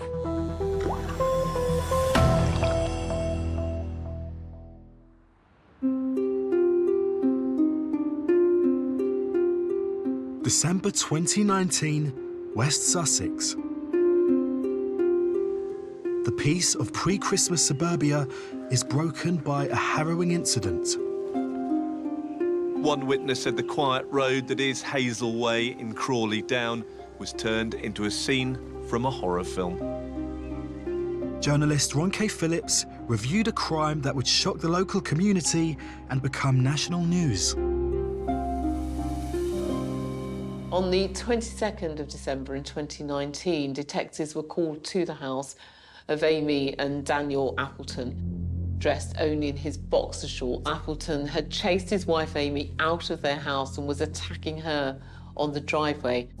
76-year-old neighbour Sandy Seagrave tried to intervene. Appleton turned his aggression on her. He took her walking stick and attacked her with that stick. When he'd finished, he then went back to attacking his wife with the very same stick. Members of the public rushed over and tried to help, but despite their efforts and the efforts of paramedics who arrived at the scene shortly afterwards, both women were pronounced dead. When detectives arrived, Appleton was pacing up and down his driveway, angry, agitated, and really out of sorts, I would say. It was a horrifying and confusing scene. Police were left to determine just what had driven a man to murder his wife and neighbour. Daniel Appleton's explanation was that he'd had a psychotic episode caused by stress. But investigators began to query this version of events. Police searched the house, and when they looked at the computer, they saw that Appleton had been searching for magic mushrooms.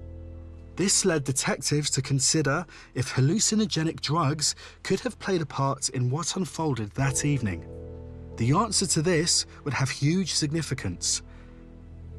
If Appleton's violence was the result of psychosis brought on by mental health issues, he would likely be charged with manslaughter. But if it was the result of drug use, the charge would be murder. Did he have a psychotic episode, or had he taken drugs? That was absolutely crucial. To answer this question, police sought the help of forensic pharmacologist and expert witness Stephanie Sharp.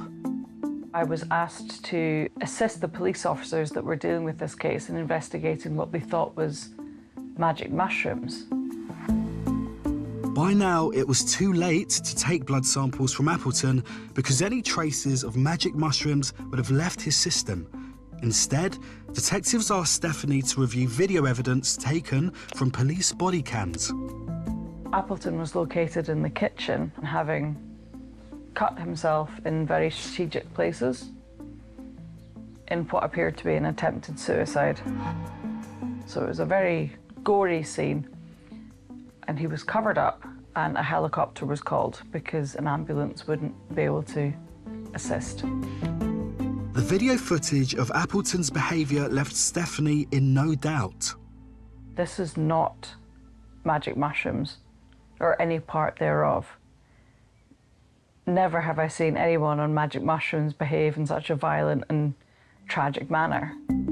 Stephanie began to formulate her own theory. This murder, the level of aggression that was put into it when he killed an elderly lady and his wife, I think that level sparked in my mind, this is N-bomb.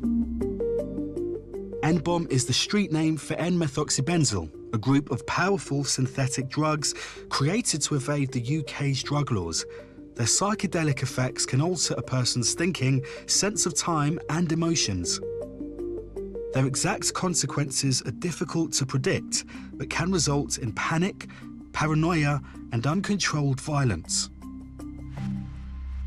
The murders that have occurred through N-bomb are quite vicious and often unprovoked, and it's normally because they have a hallucination that is not familiar to them.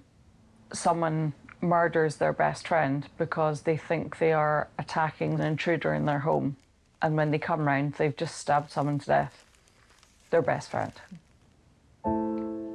That has happened. Nicole Ryan is a substance abuse specialist who has studied the rise of synthetic drugs and the criminals who create them. These are people who are just mixing chemicals together and hoping for the best a lot of the time in kind of alleys, makeshift labs in different types of areas. There's no hygiene, there's nothing. And therefore, you can imagine the kind of chemicals that come out of that. You have derivatives of derivatives of derivatives. Nobody knows what's inside of them. Nobody knows how they will react. Nicole's work on drug use was born out of a very personal tragedy when her 18-year-old brother Alex mistakenly took N-bomb at a party. He ended up having an overdose. It was incredibly severe. He had a cardiac arrest, his heart stopped. He had to be resuscitated for 10 minutes when the paramedics found him, and when the toxicology report came back, it was N-bomb. He would have taken enough doses to kill at least 60 people by himself, and he hadn't any clue. He thought he was taking a different drug. Alex was rushed to hospital, but died 4 days later. The only hope that he could have had was if CPR was administered to him, but because everybody else had taken the drug at the party, my brother lay dying on the floor and nobody noticed. For Nicole, users of synthetic drugs need to be far more aware of their potential consequences. It's manic, how they act on the brain, how they act on people. There's no tests done to them. It's like me mixing chemicals in a pot and drinking it and hoping for the best.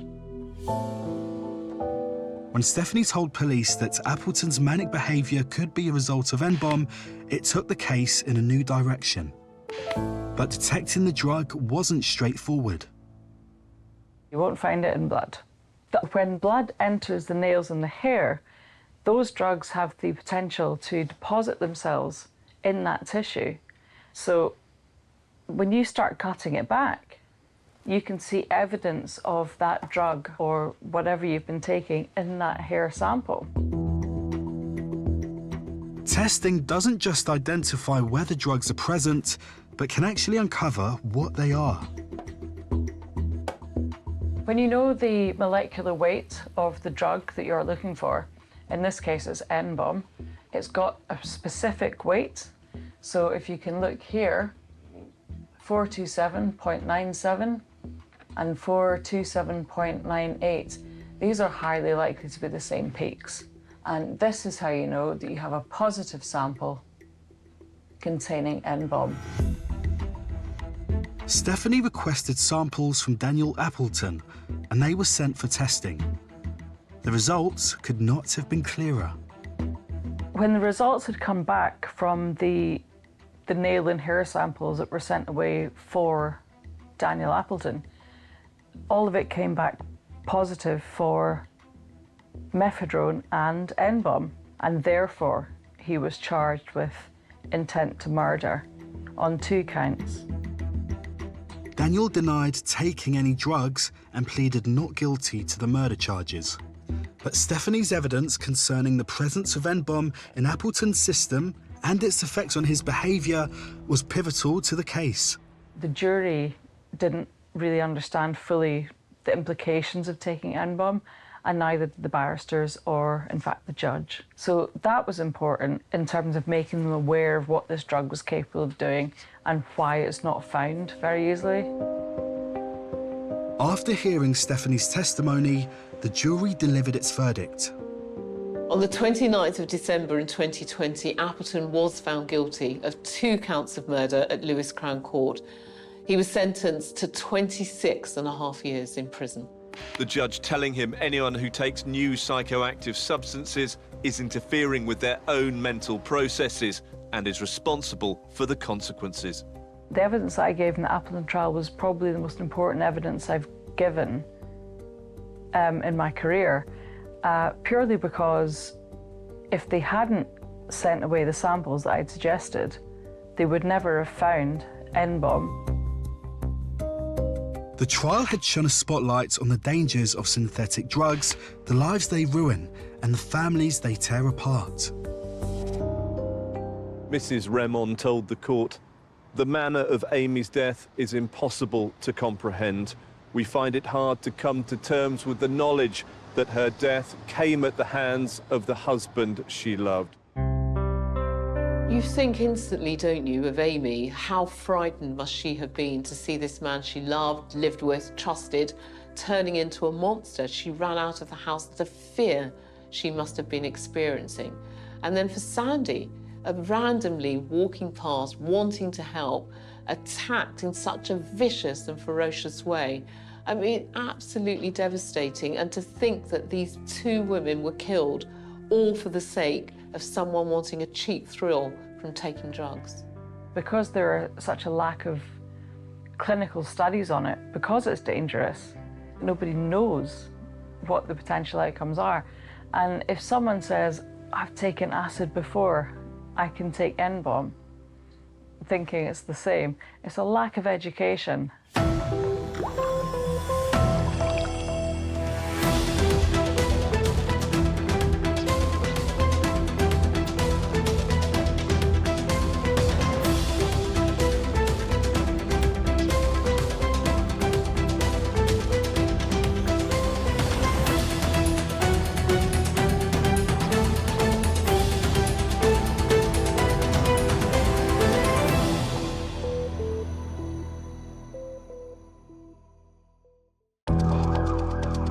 When a serious crime is committed and the police need all the help they can get, there's one group of people they turn to time after time: the expert witnesses. Knowing when someone's done something is one thing, but proving it's completely different. We need that last piece of the jigsaw. An extraordinary army of men and women with the expertise to reveal the hidden clues criminals have left behind. It might be a fingerprint, footwear mark, cell site analysis that can come up with that golden ticket to put that investigation on a different path. Using the very latest techniques. Several months or even years later, evidence can remain and still be recovered. This is the inside story of how science helped solve some of the UK's most complex cases. The forensics in this case showed us what did happen. Not what could have happened, what did happen. If you've been in the scene, it's virtually impossible to clean everything up. Something is going to be there. If we're looking in the right place, we'll find it. Without the unseen heroes painstakingly going through forensic bits, I might not have got justice for my daughter. This is the story of the expert witness.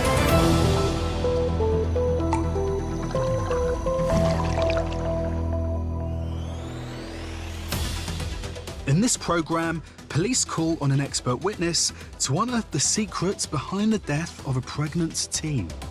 Material on that spade had come into contact with at least 2 different locations in that grave.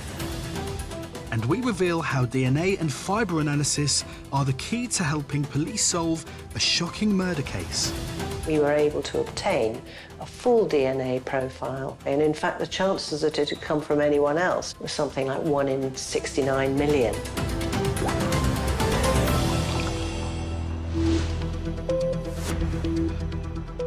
So forensic archaeology has been used in the UK for about 40 years. We normally think of that in terms of the search for and recovery of bodies that have been hidden, buried by offenders.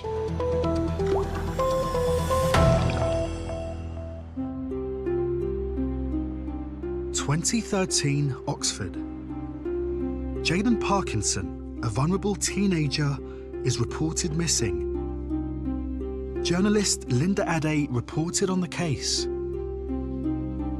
Jaden was a 17-year-old who had a troubled past. She had a history with running away and she was living in supported care. Jaden is last seen on CCTV footage leaving her hostel on the 3rd of December 2013. On the 4th of December, her hostel called the police to make a report that she's missing. At first, friends and family thought Jaden had simply run away again and would soon return. But as the days passed, they became more anxious. Sam, her mother, calls the police. This is the 6th of December. I think she starts to realise that maybe something more sinister is going on. This wasn't Jaden running away. She'd usually contact within 24, 48 hours max, but nothing. No one had seen hide nor hair of her. Jaden was my youngest daughter of 3. She was funny, quirky, annoying, all of the above, but she was my little one. Detectives began their search for Jayden by examining CCTV footage. They found images of Jayden with her boyfriend, Ben Blakely. Jayden had gone to see her boyfriend. They were seen on CCTV at Didcot Parkway Station around 4:30 p.m. But Jayden was not seen with Ben Blakely on the way back home. Police investigated the relationship between the pair, which raised some red flags. They had an on and off relationship, and friends say that Jayden's behaviour started to change while she was with him. She was social and always kind of up for being out with friends. And then they say that she kind of became a bit more withdrawn. He started going out with her just after her 16th birthday, so that was September 2012. By Christmas, I'd already started noticing cracks, and it transpired that he slept with one of her friends. And that's when all the running away started, because I think she was scared of losing him. At the time she disappeared, Jayden was pregnant with Blakely's child. I saw her at the hostel. I'd taken her out for a drink to talk about the pregnancy, to give her options, to talk about what she wanted to do, keep it, adoption or abortion. She wanted to keep it. As detectives investigated Ben Blakely's behaviour further, they discovered a pattern of coercive control.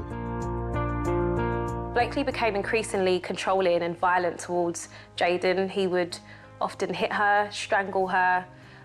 He was controlling her movements, so he would dictate when she could use a toilet, and if she couldn't, she would be forced to urinate in a bottle in her room. She'd gone to the police because he'd taken what I suppose is now called revenge porn. And he'd taken videos and pictures of her coming out of the shower and while she was in bed. And he wanted to put them all over social media so that she would go home and, in his own words, go home and kill herself. Detectives now appealed to members of the public for information. A taxi driver said he picked up Blakely in the countryside outside Didcot the day Jayden disappeared. It was late at night, and he was carrying a heavy-looking suitcase. Investigators now made this area the centre of their search and turned to forensic archaeologist Carl Harrison. So my job there is to assist with how I would understand a landscape as an archaeologist, and to work specifically alongside the victim recovery dog handlers, and to examine in detail areas that those dogs might show interest in. The specialist dogs are trained to pick up the scent of human remains. They soon pinpointed a location in an old barn. So I went to the barn. It was along a sticky, muddy footpath in winter, and it had junk and bits and pieces, rubbish left in it. But there was no signs of excavation. Police began to believe Jayden's body had been in the barn, but Blakely had moved it. The investigation now shifted to examining Blakely's grandmother's home. There is a small shed, and within that shed there is a suitcase that's found at the back of it. So that becomes immediately of interest to the police. Detectives believed this could be the heavy suitcase that the taxi driver said Blakely was dragging. The suitcase is dirty.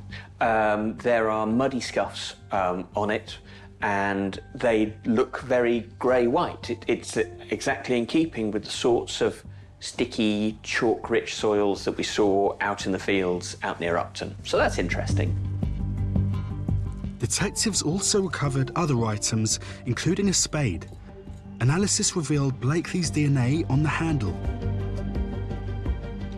Detectives from Thames Valley Police received a tip-off from Blakely's brother that he believed Jayden's body had been buried in the grave of their uncle. The soil appeared to have been disturbed, and police asked Carl to examine it. The grave was originally dug 5 years previously, so it should be grassed over, probably level. In this instance, it's been turned over. There's no grass on the top. It's slightly heaped. It looks like it's been disturbed more recently. It looks like a freshly dug grave as opposed to a grave that's 5 years old. Carl now began a forensic excavation of the grave. The first thing that I see are that there are autumn leaves within this material. So that's an initial early indicator that this disturbance is very recent. There are some very crisp, clear tool marks within this very heavy clay soil. So somebody with some strength has gone about expanding and extending and deepening this grave. Carl noticed distinctive spade marks which matched the shape of the spade found at Blakely's grandmother's. Ultimately, we reach a point where we start to see the clothed remains of Jaden Parkinson. My world crashed. I remember being taken into an ambulance, given something to calm me down because I was hysterical. And from then on, it's nothing but a blur. Jaden's body was found with her legs tucked up behind her. This was consistent with her body being stored in a tight space, such as the suitcase Blakely was seen dragging. But it did not prove he murdered her. So detectives turned to the suitcase itself, the mud caked on its wheels, and soil scientist Lorna Dawson.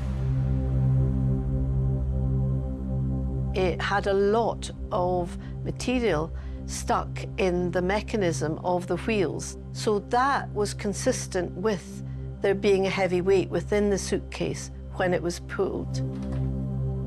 Lorna now hoped to reveal where the suitcase had been dragged by analysing the mud caked on its wheels. The outer material that was on the case and that was embedded in the wheel mechanism was that of the vegetation and soil that was consistent with having come from the surface area at the grave. But underneath that, there was traces of fine deposit which had the same mineralogy as the material that was found in the barn. So that suitcase had previously been in the area at the barn. This backed up the taxi driver's account of Blakely moving a heavy case near the barn. Detectives now believed he had concealed Jaden's body there before moving her to the grave. But Lorna could go further, and she now set out to prove whether the spade bearing Blakely's DNA had been used to dig the grave where Jaden was found. Material on the back and front of that spade had come into contact with at least 2 different locations in that grave. One location deep down near a partial mark which matched that shape of that physical spade itself. Detectives now uncovered further evidence to link the spade to Blakely and the disposal of Jaden's body. They were able to show by records that he'd purchased a spade of a similar nature. And we were able to show that the soil on that spade was consistent with 2 locations at that grave. The location deep down, which also the archaeologist was able to show that the partial mark was consistent with that particular make of spade. Detectives now had a wealth of evidence. The suitcase, which soil proved had been taken to the old barn where sniffer dogs detected the scent of human remains. The spade, found at Blakely's grandmother's with soil that matched the grave and Blakely's DNA on the handle. Meanwhile, phone records also placed him at both locations. In July 2014 at Oxford Crown Court, Ben Blakely pleaded guilty to manslaughter but denied murder. Blakely said he and Jaden had gone to the old barn where they would often meet. Blakely claims that he put his hands around her throat and she fell to the ground. When he realised that she wasn't breathing, he tried to resuscitate her. And when he couldn't, he says he covered her with a branch and made his way back home to Reading from Didcot Station. As we're going along in the trial, we're learning day by day the horrible things that have happened to a loved one, you know, and day by day it gets worse and worse and worse and worse, and you think, it can't get any worse, but it does. Blakely returns a few days later to the fields and puts Jayden's body in a suitcase, which he then takes to All Saints Cemetery and buries Jayden in his uncle's grave. The jury found him guilty of murder, and he was sentenced to serve a minimum of 20 years. I think the forensic evidence was absolutely fundamental to the conviction of Ben Blakely. I don't even know what this investigation would have looked like without it, really. It's actually pretty incredible how advanced this type of forensic technology actually is. Soil is very rarely the only piece of evidence in a case, and indeed it's with the physical evidence on the soil. My colleagues were able to visualise that spade being used at that grave and that suitcase being dragged to her ultimate place where she was recovered from. Jayden's mum has since set up a charity to help children and families affected by crime and abuse. If I can stop one girl, one mother, one aunt, one sister going through any of this, then their life's not in vain, and I won't let it be. If anything good can come out of such a dreadful sequence of events, the fact that she's still doing that 10 years on from Jayden's murder is absolutely phenomenal.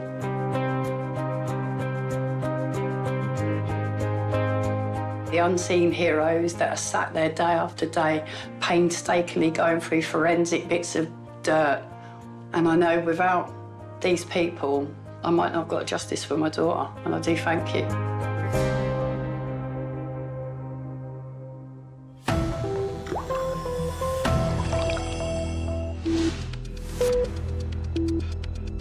It's really important to understand the crime scene, to understand the sequence of events, because it's that will tell you the sorts of contact that an offender had with a victim.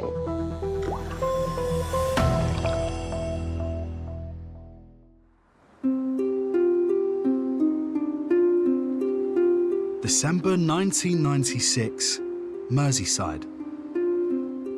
The body of 74-year-old widow Alice Rye is found at home by concerned friends. It was clear she had died violently. A £5,000 reward is being offered by detectives searching for the killer of a pensioner from Wirral. Journalist Ron K. Phillips remembers how this shocking murder made national headlines. They found her on a bed in the back bedroom, and she'd been gagged, her hands had been tied, and she'd been stabbed. And one of these stab wounds penetrated her heart, and the other one had gone right through to her lung. Alice's body had also been mutilated in a very specific manner, the details of which detectives chose to keep secret. Police have also revealed that Mrs. Rye had other injuries, although at this stage they're not saying what those injuries were. Forensic teams immediately began a meticulous examination of the property, but after 8 weeks had found almost nothing in the way of forensic evidence. More than 70 police officers are still trying to find out more about what happened to Alice Rye. Criminologist Jane Monckton-Smith has provided expert analysis of numerous homicide scenes. There was no forced entry. The house didn't seem to be in any kind of disruption, and the place wasn't in a state of terrible disarray. There wasn't fingerprints everywhere, there wasn't DNA everywhere. This person, whoever did it, was forensically aware. All detectives were left with was the rope used to bind Alice's hands and a length of shoelace that police believed did not belong to Alice. Both were sent for analysis. Meanwhile, detectives asked who could be capable of committing such an awful crime. The body had suffered very specific violence, what we might call mutilation. That would have been very unusual. I thought it was unusual. I haven't seen any cases, in fact, with that kind of specific violence. While the killer left little evidence behind, police believed he did take something with him. Alice's underwear had disappeared from the scene completely, and what detectives believe is that it was taken for one of two reasons. Either so that evidence had been removed from the scene, or because the murderer wanted a trophy. You don't collect underwear with there being no context to it at all. And the reason that a lot of sex offenders keep trophies is so that they can relive the crime. It was a cruel end for Alice, who was a well-regarded member of her community. She was a widow and had been since around 1986. And she'd had 3 children, but now lived on her own. And friends described her as a very private woman who gave very generously to local charities. She would go to the local church group, she would go to the local newsagents every day. She lived a good, kind life. She was vulnerable as well. Detectives searched desperately for clues, but to no avail. And after a full year and a half of investigations, still had no significant leads. It seemed Alice's killer might never be found. This was a very difficult case for the police, and they really had no real leads for a long time. It was about 18 months. They were reducing the number of detectives that were looking at this crime. Detectives were about to give up on this investigation. I mean, the trail had really gone cold. And then all of a sudden, they got their breakthrough. The police informant, Kevin Morrison, contacted his handler and said he had information about a job on the Wirral. Morrison was a petty criminal who, for the last 5 years, had given police information about crime in the area. Now he told detectives that a criminal associate of his was responsible for the murder. He then gave them details that made them sit up and listen, because he gave them details that hadn't been in the newspapers, and the specific details he gave was about the horrific mutilation. These details could only be known to the killer and gave credence to Morrison's claims. But when police questioned his associate, he convincingly denied all knowledge of the attack. So detectives began to look more closely at Morrison himself. Morrison lived in a caravan, and in that caravan, detectives found some blue rope, and that blue rope was very similar to blue rope that was found at the scene of the crime. And detectives went to Ellesmere Port, where Kevin Morrison used to live, and neighbours there told him that he used to have a lockup. Now, they went to this lockup. It was incredibly neat and tidy, but in there they found a bag of women's underwear. The underwear was evidence that, at long last, pointed detectives towards a specific suspect. Keeping trophies is a very risky thing to do because you've always got a link between you and the crime scene, you and the victim. The evidence was really beginning to stack up against Morrison. Detectives now reconsidered the items retrieved at the crime scene. Could the blue rope and the shoelace, together with the underwear, connect Morrison to the crime? They turned to forensic scientist Angela Gallup. In 1998, some areas of forensics were still developing, and detectives hoped Angela could use new scientific techniques to reveal previously undetectable evidence. It came at a time when we were just beginning to develop the capability to look at old cases, and this case was on the edge of going cold when we got it. Initial forensic analysis of the underwear had found traces of Morrison's DNA. What wasn't clear was whose underwear it was. But Angela was sure she could recover other DNA and reveal if it in fact belonged to Alice. We were able to obtain a full DNA profile from some cell material that could have come from Alice Rye. And in fact, the chances that it had come from anyone else, anyone unrelated to Alice Rye, was something like 1 in 69 million. This proved a direct connection between Morrison and Alice Rye. It was a compelling link, but not the smoking gun detectives needed. It is conceivable that there might have been another situation that could have explained their DNA being deposited on the item at different times, in different circumstances. Detectives were closing in on charging Morrison with murder, but it was up to Angela to make the case watertight. She now turned to the blue rope used to bind Alice's hands and blue rope found in Morrison's caravan. Previous fibre analysis showed they were not the same, but Angela believed both were worthy of re-examination. Looking at more detail, they both had these tiny green flakes of paint on them with a certain sort of black substance on the top of them. So they were quite distinctive in that way. And we found that the flakes from both ropes matched, and you matched chemically and matched physically. And so that then was a link between them, even though the ropes themselves didn't match. Angela had now established a further link between Morrison and Alice, and her analysis wasn't finished. One of the things that seemed slightly out of place in the crime scene was a shoelace. We had a look at the shoelace and discovered on its surfaces a pill or clump of mixed blue polyester fibres and blue cotton fibres. And so that was quite interesting. So it had obviously been in contact with something made of those fibres, some textile, some fabric or other. So we were quite interested in that. And amongst the items that the police had sent in from Kevin Morrison's caravan was a pocket knife which had been buried near to his caravan, but obviously had been dug up. And on this knife was caught some similar fibres to the blue polyesters and blue cottons that we'd found on the shoelace. We did physical tests on them using microscopy, and we did chemical tests, and we discovered that they matched.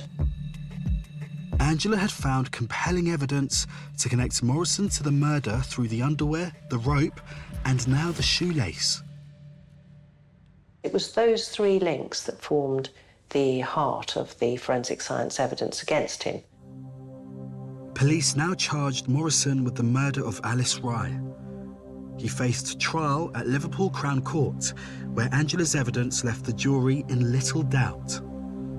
On the 12th of July 1999, Kevin Morrison was convicted of murder. It took the jury just 3 hours to reach their verdict, and he was sentenced to 18 years before he could apply for parole. The judge in the trial said that Alice's murder was planned and sadistic. She's absolutely right. This woman was in her 70s. It was just such a terrible end for a woman that was living a very private and quiet and generous life. We knew we had strong evidence that incriminated Kevin Morrison. And that was a very good thing, because it meant that, you know, someone who could do those sorts of things to a completely innocent other human being was safely locked up in prison. And so this case rather proved that we had found things that others hadn't.